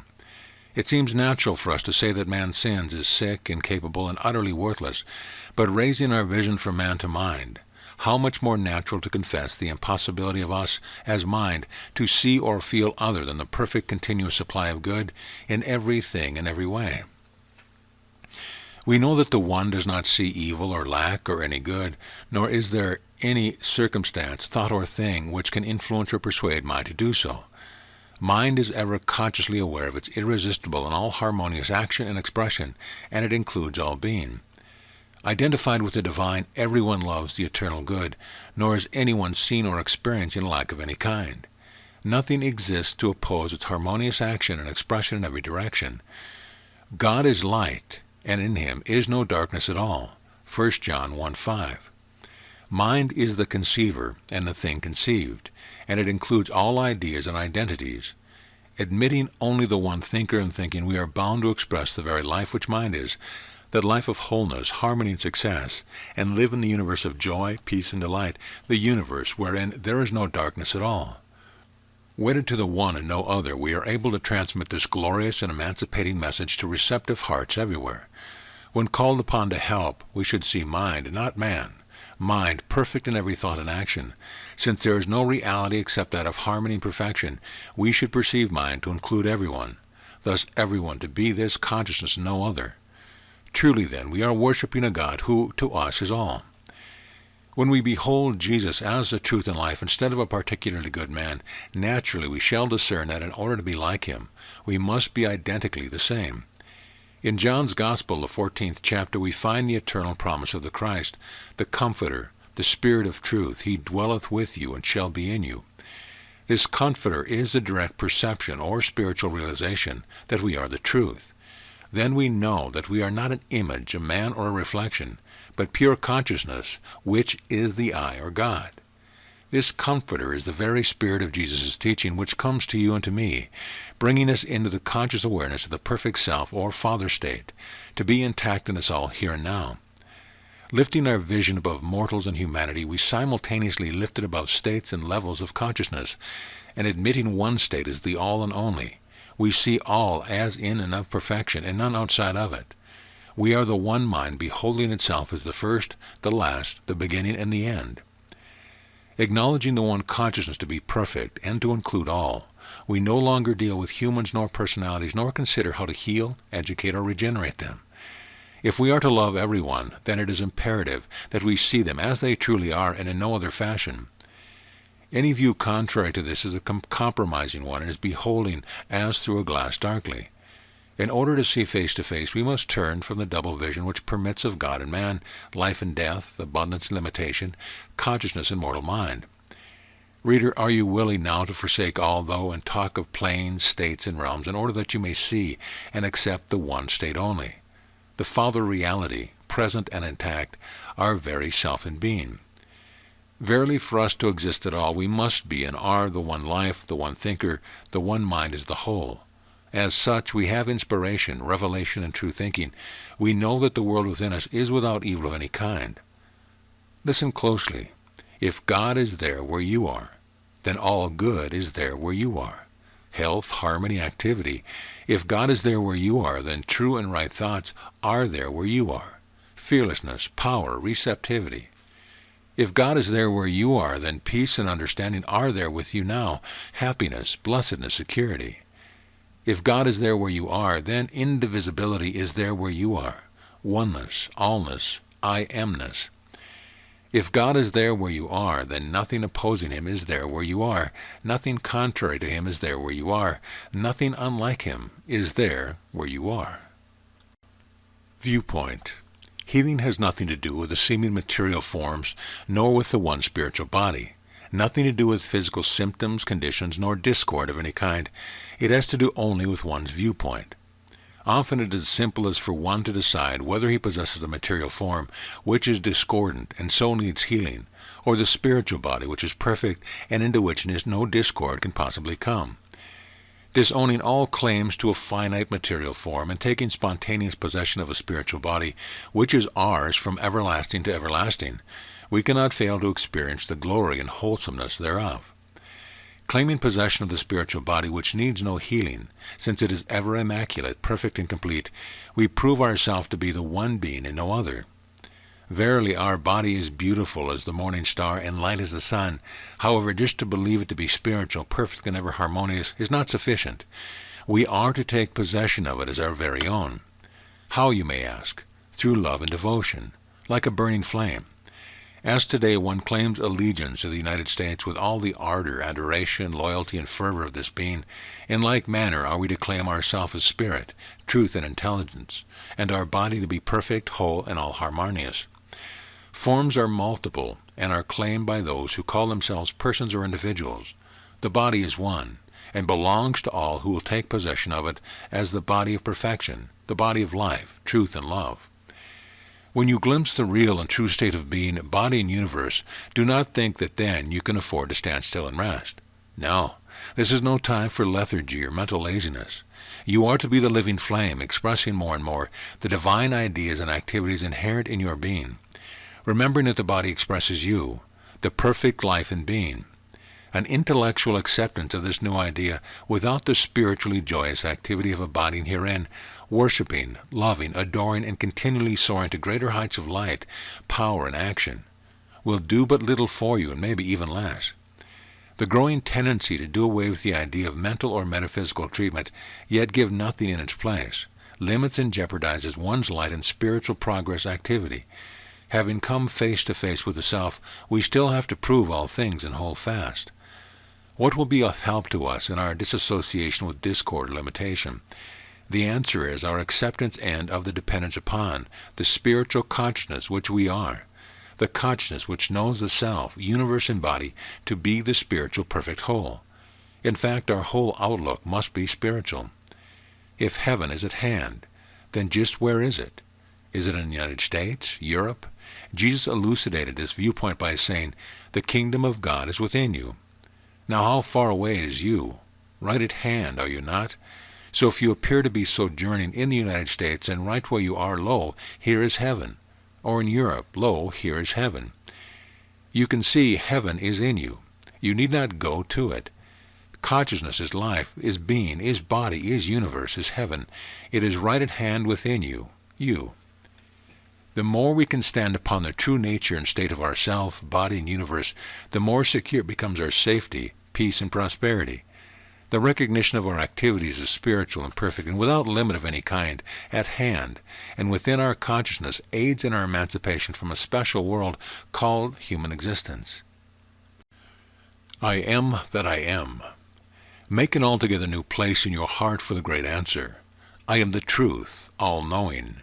I am the way, all-sufficing. I am the life, immutable and immortal. I am the body, incorruptible and eternal. I am that I am, there is none else. Attempting to put a certain amount of air into an enclosure restricts its natural power and greatness. Exactly so with life and being. Any attempt we make to personalize or individualize infinite being, body or universe, is vanity. Verily, every man at his best state is altogether vanity. Psalm 39:5. Reader, are you ready now to move from a far country to the Father's house, from division to wholeness, from individuality to the infinite, from man to consciousness, laborer to householder, and servant to Lord of creation? Learn right now that never can you transpose a finite form into a spiritual body, nor convert a material world into the promised land. On the other hand, know that you have never been isolated from true being. Inasmuch as heaven is our forever reality, and is in no way outside of us, for there is no outside at all, it is ever with us and at hand. This gives all the opportunity to live in it at any time and exactly where we are. If heaven were a place, there would never be sufficient room in it for all, for as it is our own being, we are at liberty to partake of all its fullness without any limits of time, place, or space. Heaven is the spiritual state of recognition in which we discern that since we are spirit, mind, we enfold every good and perfect thing, that the good alone is all. Thus the gracious invitation extended everyone, "Come ye blessed, inherit the kingdom prepared for you from the foundation of the world." Since this kingdom of perfection is already prepared and self-existent, heirship to it rests with us, and is our acceptance of it. For instance, you should determine whether you express a personal form which is physical and in need of healing, or the universal body of truth, which is spiritual, perfect, and complete. Whether your world is an external earth, endangered by invasion, war, crime, and death, and in need of rehabilitation and defense, or the inner realm of spirit, perfectly safe, sound, and secure. To elucidate further, first of all, recognize the supreme and paramount fact. Yourself, body, and universe already exist for you, perfect and complete. Your acceptance of this sublime and unimpeachable realism should immediately interrupt your contemplation of mythical finite forms and conditions, and enable you wholeheartedly accept the wonders and glories of all-inclusive being as the I am that I am. So long as your eyes are blinded to this perfect, complete self, body, and universe which exist for you, from everlasting to everlasting, and continue looking as though they were not, so long shall you deprive yourself of the unlimited health, peace, harmony, and good which forever abide with you. Nearly all religious teachings of today demand that individualistically we become more spiritually minded, and more active in the expression of purity, goodness, and love. Surely this ideal is progressive and far more enlightening than the old belief that people are the helpless victims of heredity, ignorance, circumstance, or sin. Nevertheless, such striving to be divine shall be transcended by recognition of the eternal fact that goodness, love, purity, and uprightness are ever innate and intact in us, the truth and the life. Human footsteps appear helpful in the assumed man position, but the hour strikes when the individualistic sense must be dispensed with altogether, to make room for the sublime and unconditioned absolute, which all are but have not known. When I regarded myself as an individualized consciousness, I spoke, thought, and acted from this position. But when I received the revelation that I am the truth, that I and my Father are one, then I refused the individualistic viewpoint. As the Christ, or the I Am life, Jesus claimed all power in heaven and on earth, and classified himself with the Lord, the householder, the shepherd, the Father, the I Am, never with man, laborer or servant. Because we are one with him, not individualistically, but as the same being, we are bound to come into this identical viewpoint and position. Then we shall prove that righteousness does not depend upon the transformation of ourselves as individuals, but is ever innate and intact in us, the one being. No method, repentance, system, nor science will ever accomplish that which is impossible with man, ever learning and never able to come to the knowledge of the truth. 2 Timothy 3:7. Our acceptance of the truth as our own being will prove the single way to wholeness, harmony, and life eternal. Verily, as the One, we are eternal good, birthless, ageless, unimpeachable happiness, wholeness, harmony, including every good and perfect thing. Already and forever the kingdom and king are one I Am. Before Abraham was, I Am. In the twinkling of an eye you may behold this fact to be so. No amount of labor, strife, or study can bring you to this priceless boon, your contemplation and perfection as the I Am that I Am. Our creation. Jesus' declaration that the kingdom of God is within us and heaven at hand pertains to us as the one indivisible consciousness or creative mind, not as multiple individualities. This heavenly kingdom has nothing to do with worlds, time, place, circumstance, persons, or things.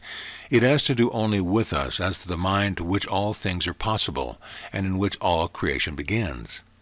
The simplicity, charm, and beauty of Jesus' teaching become more apparent to us with every opening of our vision, and happily we are to be the living proof and certainty of it. You may now be thinking, how can I follow him so as to pay my debts, bring about my success and prosperity, and live without a constant sense of limitation? The answer begins this way. Seek ye first the kingdom of God. First of all, see that your consciousness is your kingdom, and the creator of your unlimited abundance. Adapting the Christ viewpoint, you will see that here in consciousness all good is and abides. No longer look then to some outside power for it, rather be that consciousness and power which is, and which creates all. Are not all generalities of debt involved altogether in the notion of personality and individuality? Most certainly they are.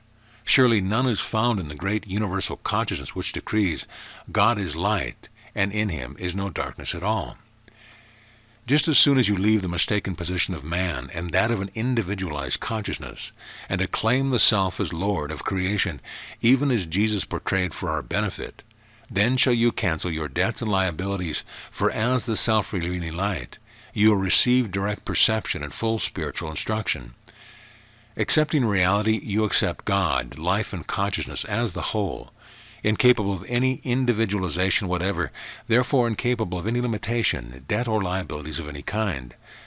Moreover, here you see that you are one with God, the Creator. How important then to understand that only as we relinquish individualism can we be one with the divine. This new light exposes the absurdity of the theory that, as individuals, we are each a creator. There would then be many creators contending with one another. There is but one Creator, even as there is but one mind and consciousness. Hence the prerogative to create is ours only as the one indivisible whole. Proportionally as we accept our lordship, as Jesus exemplified, shall we be able to practice being as he did, and happily be the living proof that all things that the Father hath are mine. The Lord Self. I will lift mine eyes to the hills, from whence cometh my help. Psalm 121:1. Today, as always, we are to look up and ascend high above the individualistic, prodigal position. Eliminating this false viewpoint in practice, we see only infinite mind and its infinite perfection, infinite power, authority, and dominion. The changing of forms of government, the revolutionizing of a world of politics, religion, laws, and idealism, even though appearing helpful in a measure, will never be sufficient to bring about the millennial kingdom, the world of unlimited peace, harmony, and abundance. Lifting our eyes from warfare with man, thought, and thing, to that perfection which is ever fully established and at hand, and exercising our innate lordship, we are self-sustained and self-existent. According to the Scriptures, the mystical universe of love, peace, and blessedness is not to be gained through development, nor is it to be added to man's world as new clothes is placed onto an old garment. We are to let go of the old theories entirely and place the new ideas into mind where they belong. Then both are preserved. Let us now turn our attention to some of the miracles of Jesus as recounted by Matthew. We find that early in his ministry, he rebuked the winds and the sea, and there was a great calm. Matthew 8:26. Yet even the winds and the sea obeyed him, because he knew and accepted himself as the very truth, the Lord of creation, possessing all power in heaven and on earth. Proportionally, as we come to see that we are the same truth and life, for there is but the one, then we also shall utilize this power and authority of being. Such power must not be confounded, of course, with the right thinking of so-called individuals, but abides in us as the Lord's self. Later we find Jesus feeding a multitude of 4,000 men beside women and children, Matthew 15:38. Think of it, with only 7 loaves and a few little fishes to completely satisfy a famished multitude. Consciousness, of course, is the substance of all things, and Jesus relied upon this, his own consciousness, to produce for him and for them whatever was needed at the moment. As the Christ, he declared and proved, "All things that the Father hath are mine at all times and in all places." When we are able to do this and to exercise our power and dominion as he did, then shall we know for a certainty that nothing shall be by any means harm you, and no evil shall come near thee. If you have not already proved this for yourself, then begin today to turn to the Lord's self to supply you with every good thing. Our way-shower also created money when he needed it. He did not obtain it externally, but from his own being as the Lord of creation. As this being, we are all privileged to do the same. The universal divine consciousness is able to bring into expression whatever is needed, that we may have security, peace, and unlimited prosperity, but we are to lay hold of this realism with our whole heart, and lovingly and trustingly depend upon its operation in all our affairs. In the name of our Lord's self, let us set to work to prove the actuality of the heavenly state. The Judgment Day. In the 25th chapter of Matthew, we find an account of the Last Judgment.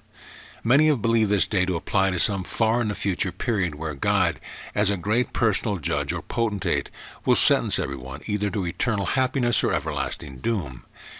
And before him shall be gathered all nations, and he shall separate them one from another, as a shepherd divides his sheep from the goats.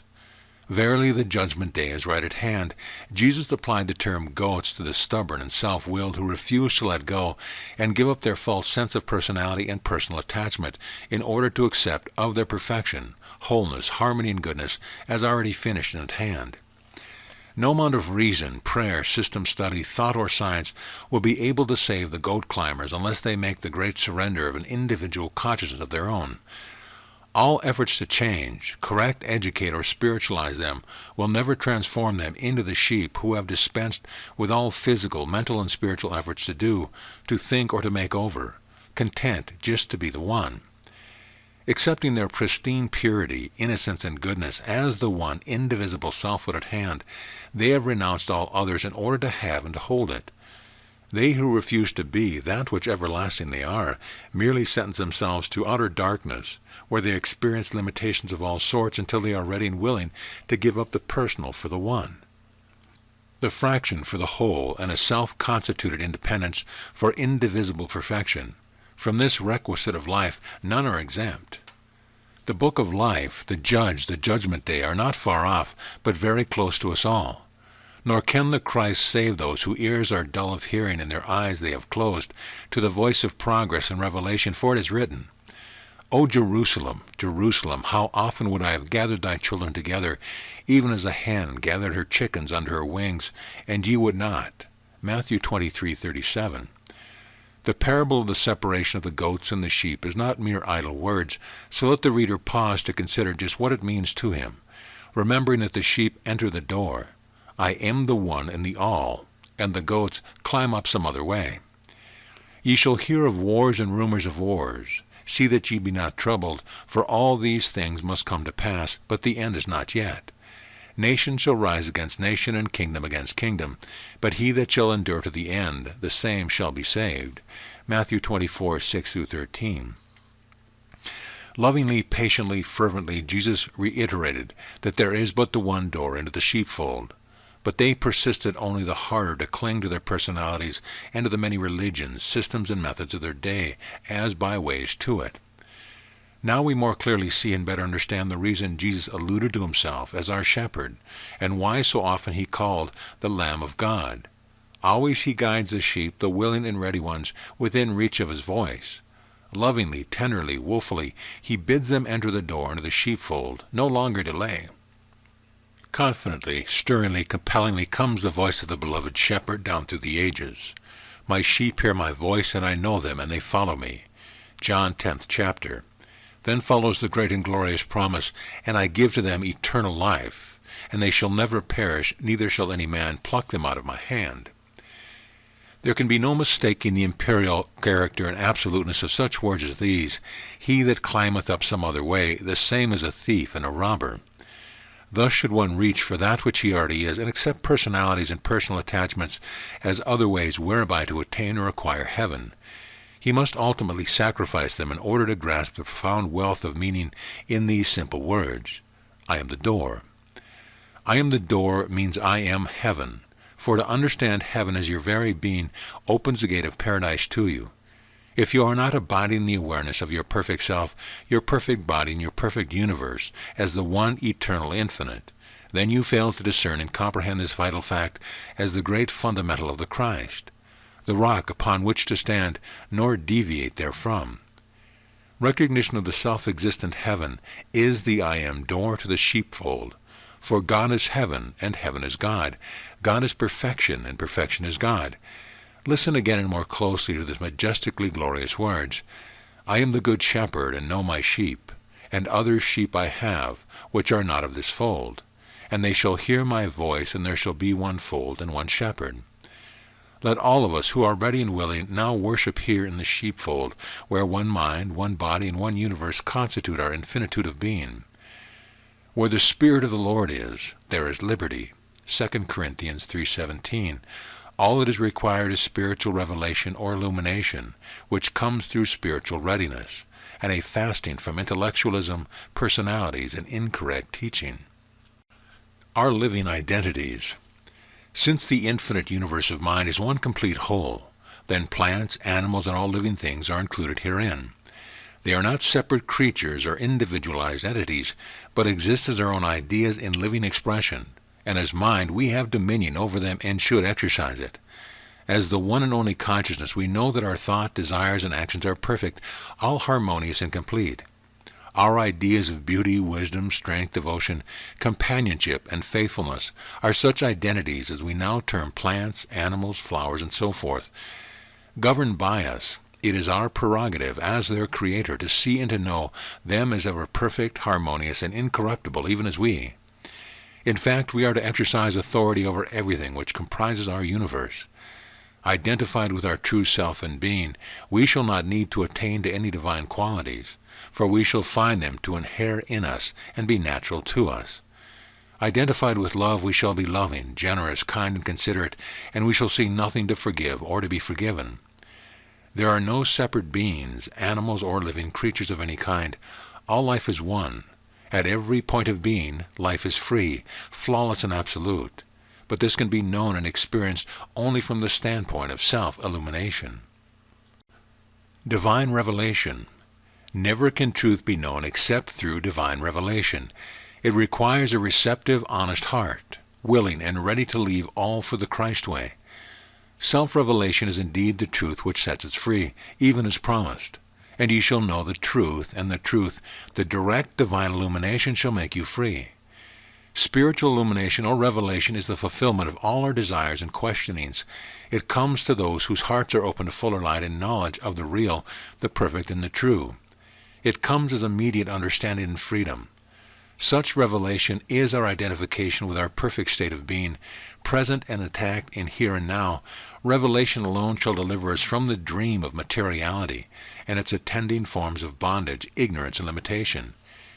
Here in his own being, as the truth and life, one shall find that fullness and fulfillment for which he has searched everywhere. Spiritual existence is the only one that we should believe in and accept, and spiritual body the only body or form.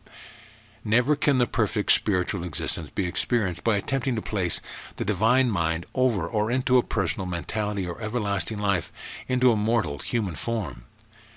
Receiving the truth of being through divine revelation, one learns that never has he been separated from the divine perfection, and that in his true state he, his body, and his experience are one.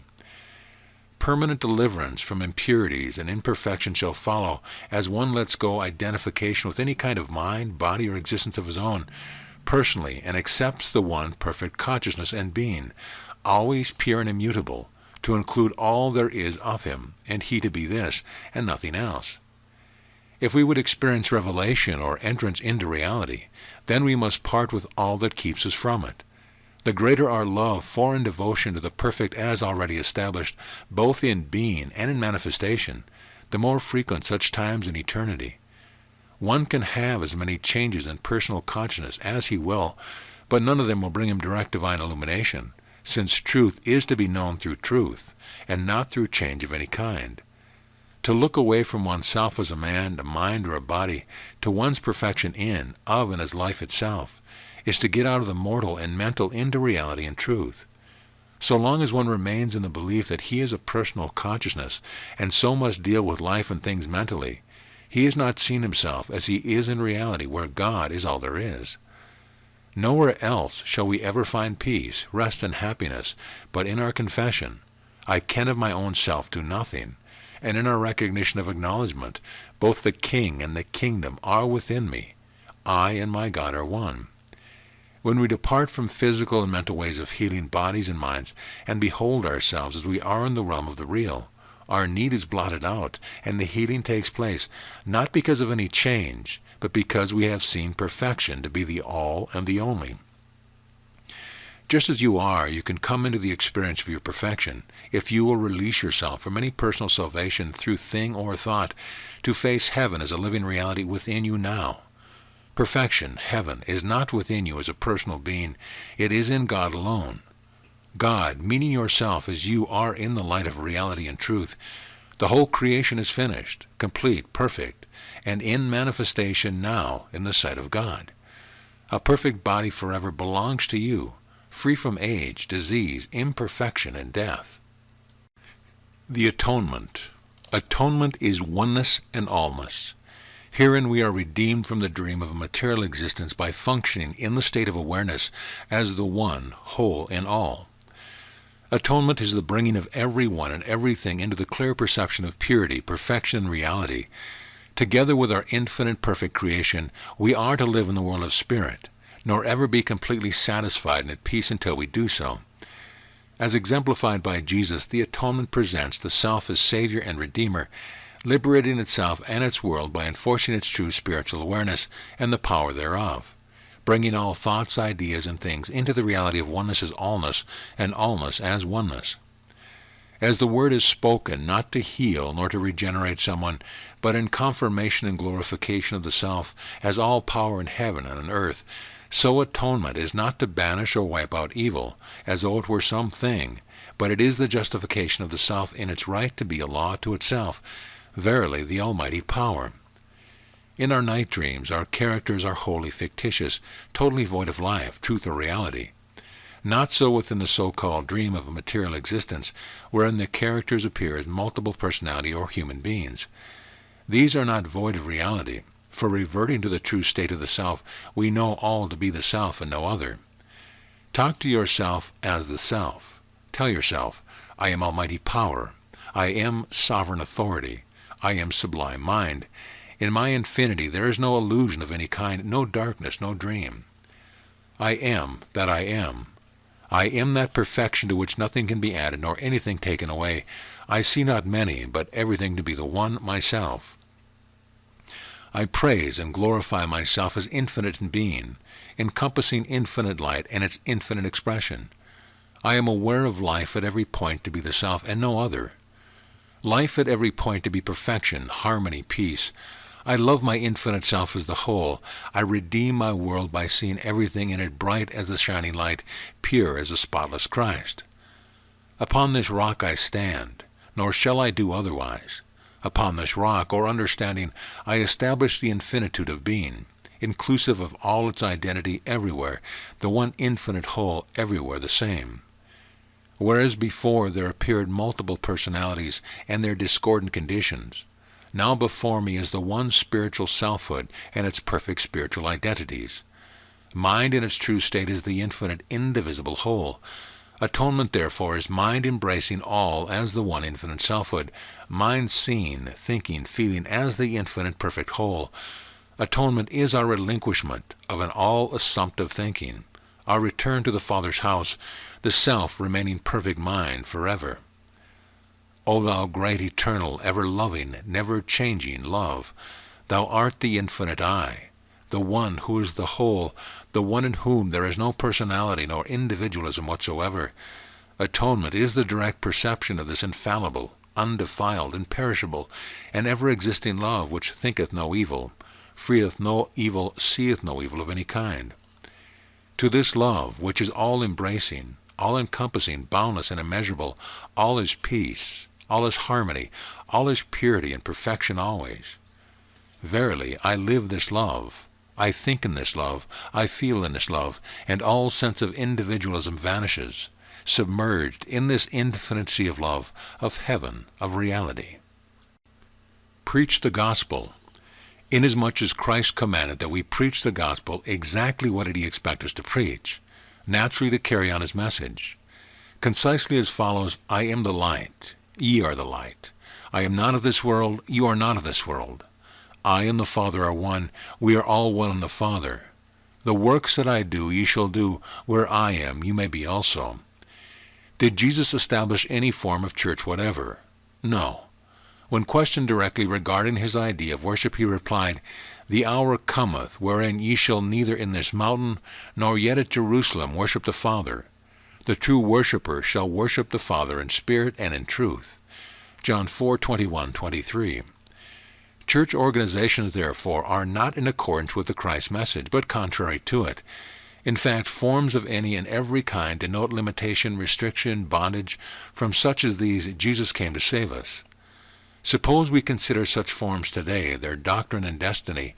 Do any of them proclaim the message of the Christ, which was and is, I am the way, the truth, and the life?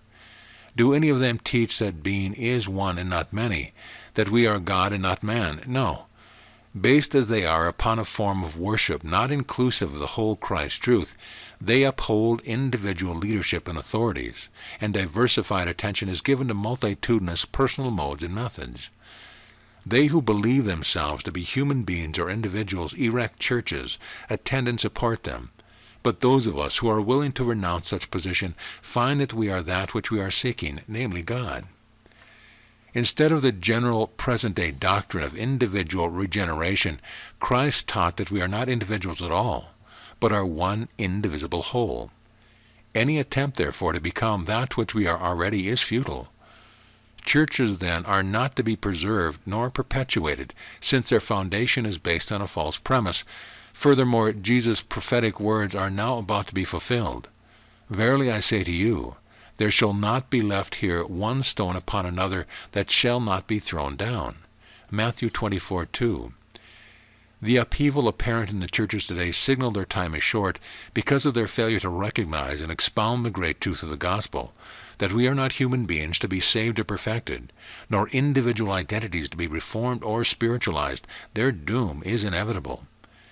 Since the infinite perfect mind is not divisible, then it is not separated into different persons or individuals called men, women, and children who must perfect themselves in a material world.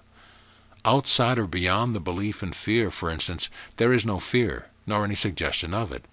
Such belief arises only because we do not take full possession of the mind which we are and function therefrom. Inasmuch as there is no possibility of fear in mind, then by virtue of the fact that we are mind, we have no fear, nor could have. Furthermore, without a belief in sin, disease, and death, they could have no chimerical appearance. The single way to put a stop to them is for one to cease enacting the false believer. Until then, he will be unable to apprehend that there is no human mind, sleeper nor dreamer. So long as anyone personifies a sleeper or false believer, he is liable to limitation and restriction, and moreover, unable to fully discern the great truth of being. nor can he release himself from such bondage and ignorance until he unifies himself with the divine mind, which of necessity knows, I am God and there is none else. Isaiah 45:22. Since our substance is spirit, not matter, it is impossible for anyone to be free permanently from imperfection and limitations until this paramount principle in fact be revealed to him.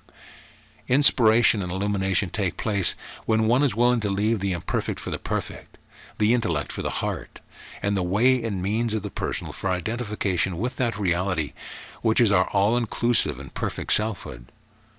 How simple and easy to see that spirit, soul, cannot be sick or in pain, afflicted or disabled. Ever it is immune, changeless, and absolute. Identifying ourselves with soul instead of personal sense, we shall find the labor with thought to be over. For as light makes darkness impossible, in the same way the spiritual light that we are spirit shall prove our sufficiency indeed. Here in the glorious light of spirit no effort, no struggle or mental work, nor even church attendance is required. One becomes the way to himself. I, spiritual revelation, am the way. A perfection without work or effort, a revelation that you and I are one, and that there is none else. Identifying ourselves with spirit, soul, the reality of oneself, and neighbor alike, we shall be so happily concerned with truth and light that there will be no room for darkness in us. Nor is soul one thing and body another. When spirituality revealed, soul and body shall be found to be one entity, one being, always in a state of self-perfection. Heal the sick.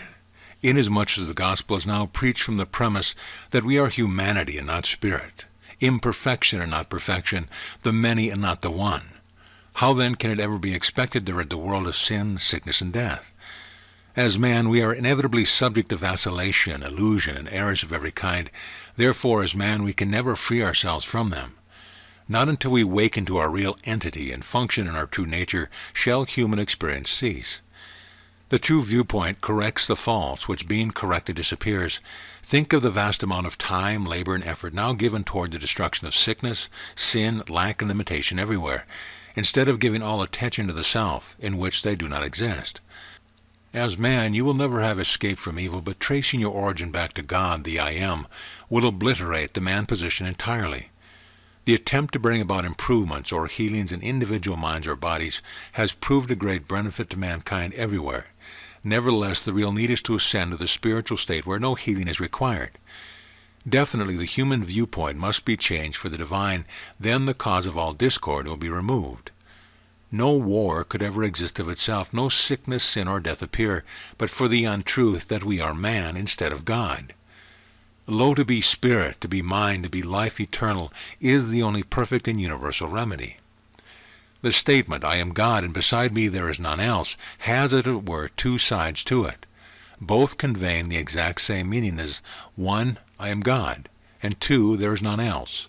In seeing that God, the self or I am, is all perfection, all harmony, and all completeness, necessarily this view includes the vision and knowledge that there is none else. Likewise, in viewing any apparent discord or limitation, we come to understand their nothingness on the basis that the self, the I Am life, and intelligence is all there is. Comprehending the fullness of this statement, we, the self, must then prove all things.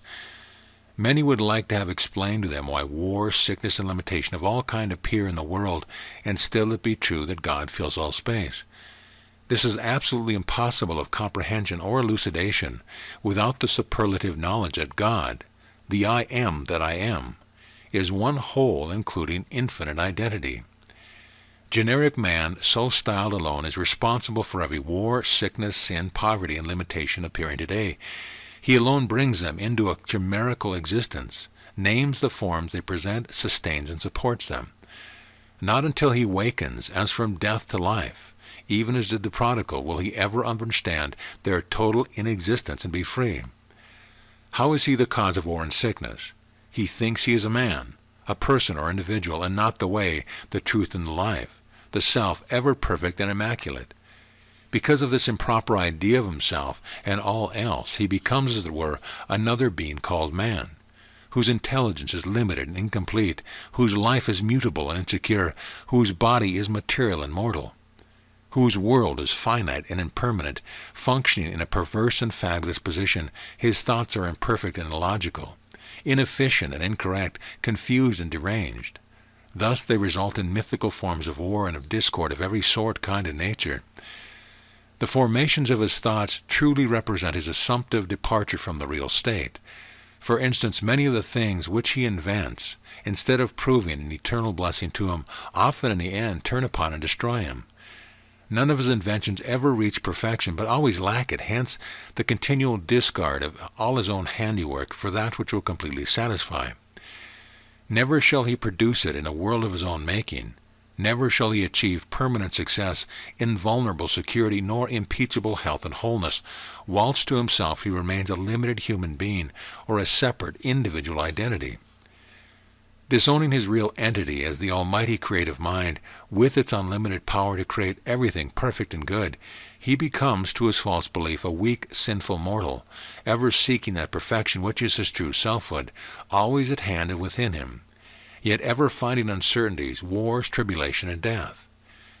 Not until he rises to accept his true state, the free and unlimited whole, shall he ever experience that which he seeks, namely heaven, for heaven and the self are one.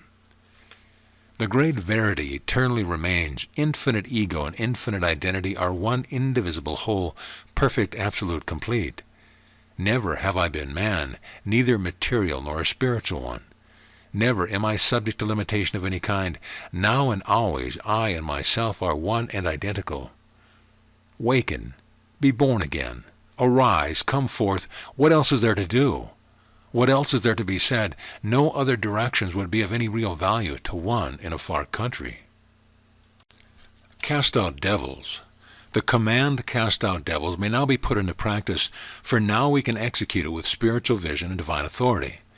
The devils are the generic false beliefs which have continued since the beginning of time, of which individualism is foremost. Christ taught that all reality is one, without part or differences, hence the irreconcilableness of all self with the human mind or individuality. Conversely, generic man sets forth the doctrine of apotheosis, the deification of a human mind. To disclaim any allegiance to personalities and human doctrines brings one face to face with a flaming illumination and conviction that there is no other but the universal self. This one demands our full attention. Indeed, we need to clear our vision until nothing is left before it but the perfect self and its perfect expression. On the other hand, or from the viewpoint of seeing there is nothing else, it is now easy to understand that the discordant form called disease, poverty, or inharmony of any kind have no God in them. Hence they have no life in them, no action nor power. But what originates their appearance? It can be traced directly to erring thinking and feeling, for this is in form. This thinking, however, is altogether fabulous, since founded upon the mistaken assumption that there is a mind or consciousness other than the one which is God, and that such evil thoughts have power. The great realism remains intact. The only mind or consciousness we have is that which is God. Hence there can be and is no discordant form, no erring thinking, no other mind, life, or being. By virtue of the fact that God is all, and there are no other personal thinkers, then all results attributed to them are mythical and spectral, void of existence. Consider the prevalent plague of Japanese beetles. Let us see in such particular instances what must be cast out.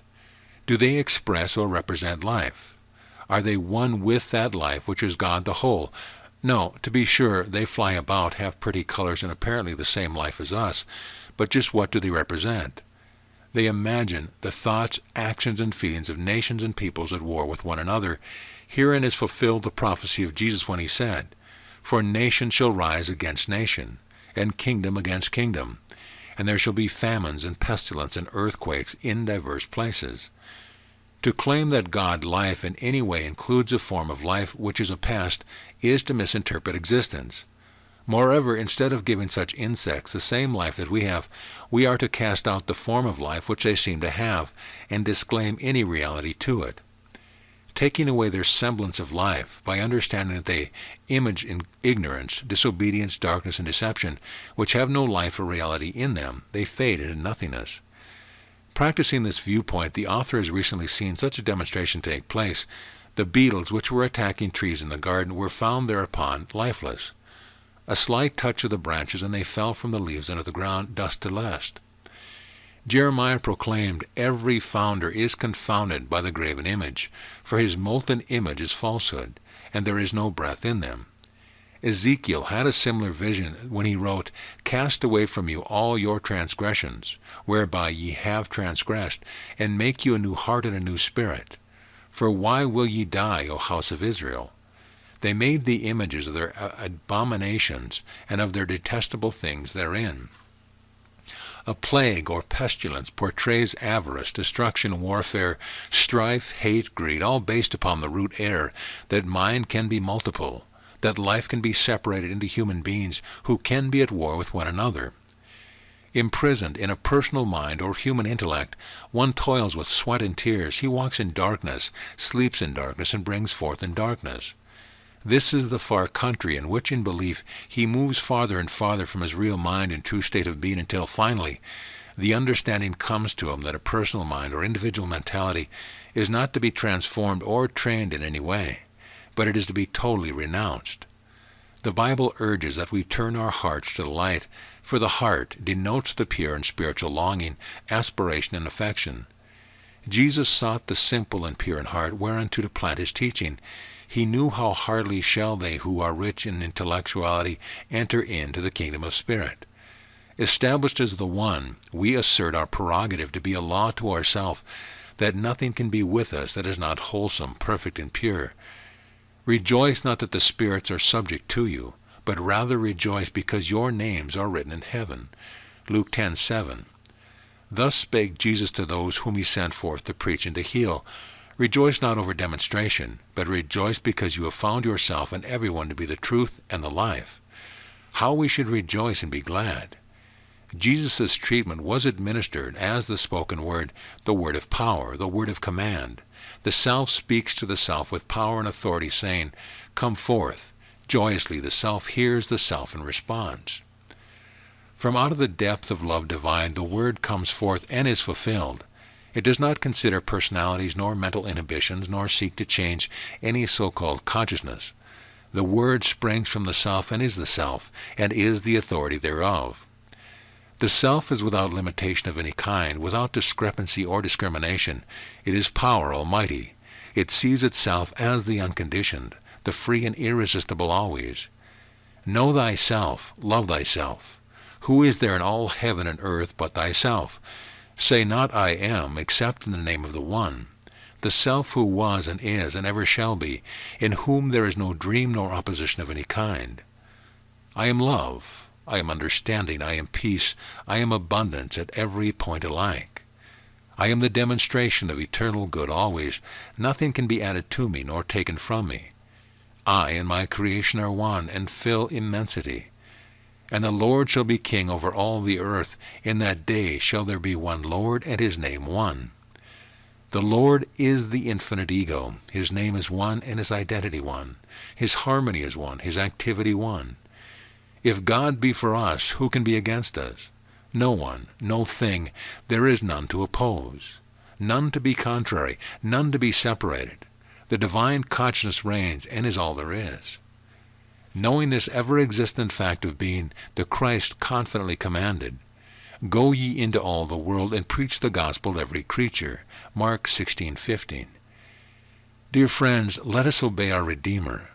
Let us preach the gospel of oneness and allness to everyone who will listen to it. Let us teach the message of ontology, indivisible perfection, completeness, I amness. Let us admonish all to stop thinking from the premise of man, seeking for his good. Instead, take the rightful state of the self, alive forevermore. Once accepting our true state, we are bound to come into increasingly fuller light and revelation until they shall see his face, and his name shall be in their foreheads. And there shall be no night there, and they need no candle, neither light of the sun. For the Lord God giveth them light, and they shall reign forever and ever. Revelations 22:4-5. Raise the dead. Since I am the perfect self, then I must speak as the perfect self. I must see as the perfect self. I must hear as the perfect self, and no other. Speaking as the perfect self, the one ego, what shall I say? I shall say, I am perfect, I am complete, I am whole, I am creative, I am prosperous, I am successful, I am happy, fearless, glad, I am the truth, understanding, realization. I am life, I am light, I am love. Seen is the infinite ego, the one mind immaculate. What do I see? I see my identity as wholeness, harmony, immortality, beauty, loveliness, charm. I see joyous activity, spontaneous delights, limitless fullness everywhere. Hearing is the perfect one, the infinite ego. What is it that I hear? I hear the voice of myself saying, I am all. I am free, I am triumphant, I am supreme. Accepting infinite ego and its infinite identity as the one universal whole, we rise from death into the experience of life, immortal and eternal. For who are the dead? Those gone from our sight and hearing? No. The dead are they who stay in darkness, assuming identities of separate thinking individuals.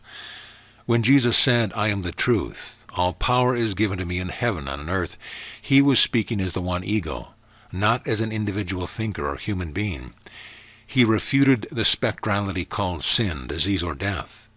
With the might of the self as the truth and the light, he was the disproof thereof. At one time, while he was elucidating the subject of mental darkness, he said, But while man slept, his enemy came and sowed tares among the wheat and went his way. Matthew 13:25. So-called individual thinkers are liable to any distressing dreams or experiences as long as they continue with such assumption. The discerner Paul, following up his viewpoint of the Christ, proclaimed, Awake thou that sleepest, and arise from the dead, and Christ shall give thee light. Ephesians 5:14. Inevitably, ontology must now come. It presents the great reality, infinite self or ego, one and indivisible, I and the self one. How it enriches us, how it exalts us, how it glorifies us. Truly, we are filled to satiety. As one considers the pure spiritual to be distinct from both the physical and mental, he begins to experience a peace unknown to him before. Moreover, he will soon be aware that troublesome thoughts, worries, and fears are things of the past. In conscious possession of divine light and revelation, he can walk in freedom, health, and happiness. Revelation is the voice of our being, effortless as the shining sun, resplendent as imperishable glory. Then shall the light break forth as the morning, and thine health shall spring forth speedily. Isaiah 58:8. It is in spiritual awakening that one shouts, Whereas I was blind, now I see. I was uncertain, but now I know. Lame, sick, sad, but now I can walk and am whole and glad. Accepting oneself to be spirit instead of a personal consciousness, it is natural to come swiftly into the clear and vivid awareness that life is not a problem to be solved, but a great and glorious reality be experienced. Afterward, they have mouths, but they speak not. Eyes have they, but they see not. They have ears, but they hear not. Noses have they, but they smell not. They have hands, but they handle not. Feet have they, but they walk not. Neither speak they through their throat. Psalm 115:5-7. They have mouths, but they speak not. Eyes have they, but they see not.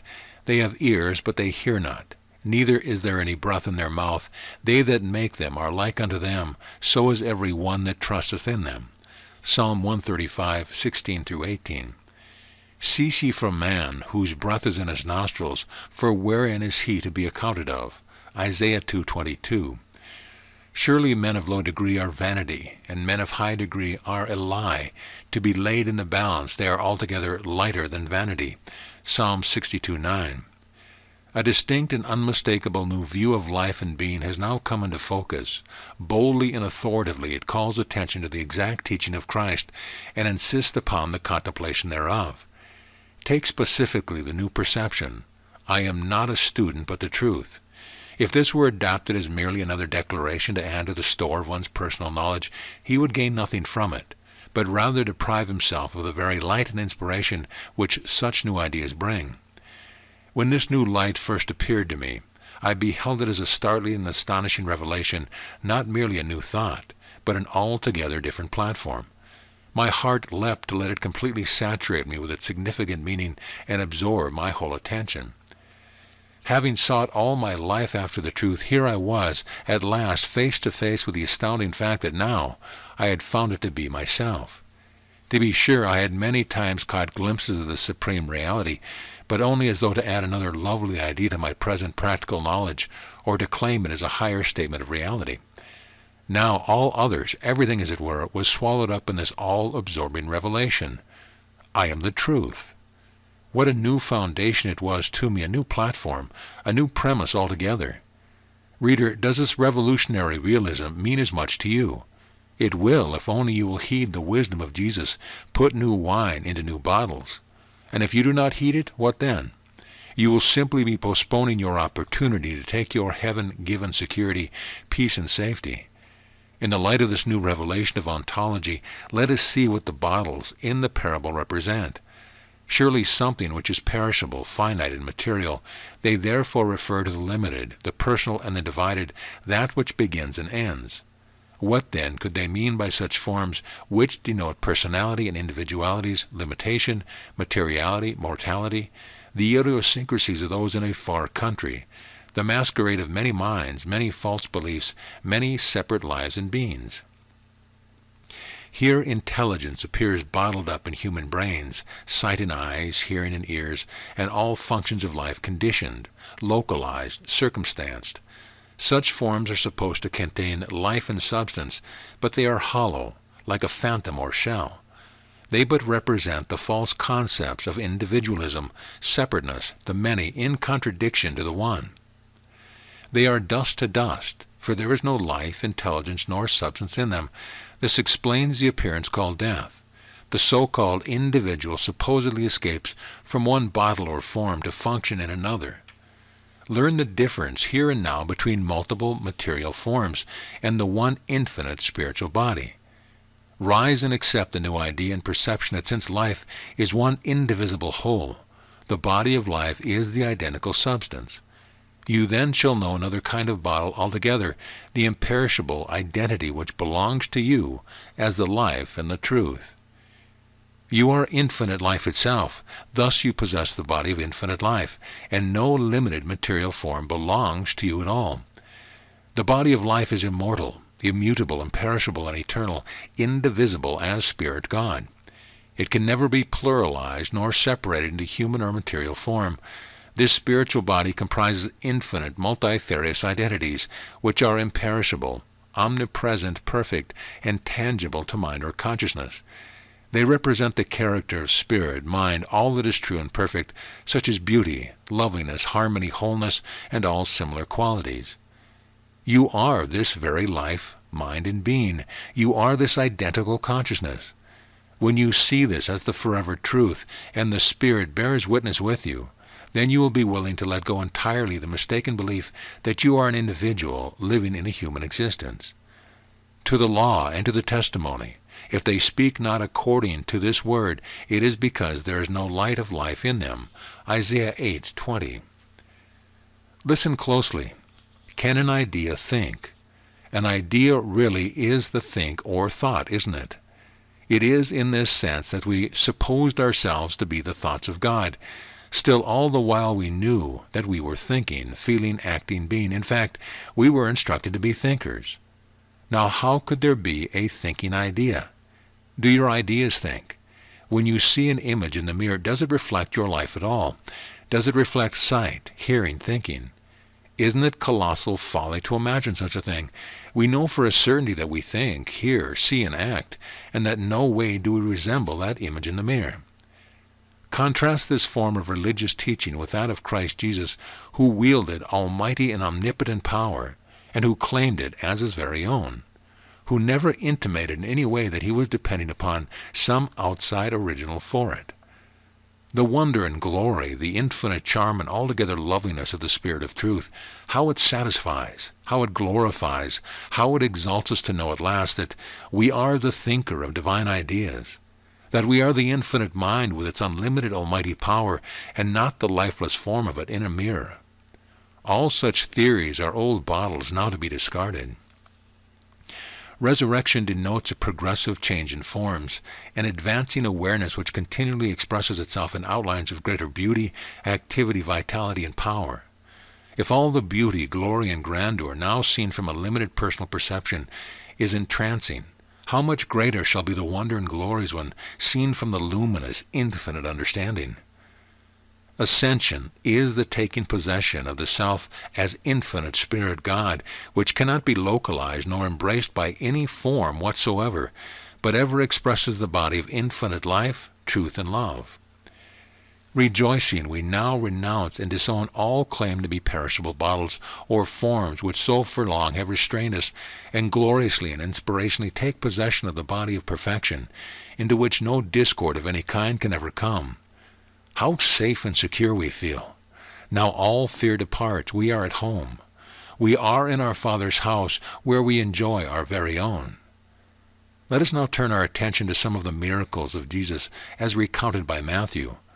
We find that early in his ministry he rebuked the winds and the sea, and there was a great calm. Matthew 8:26. Yes, even the winds and the sea obeyed him, because he knew and accepted himself as the very truth, the Lord of creation, possessing all power in heaven and on earth.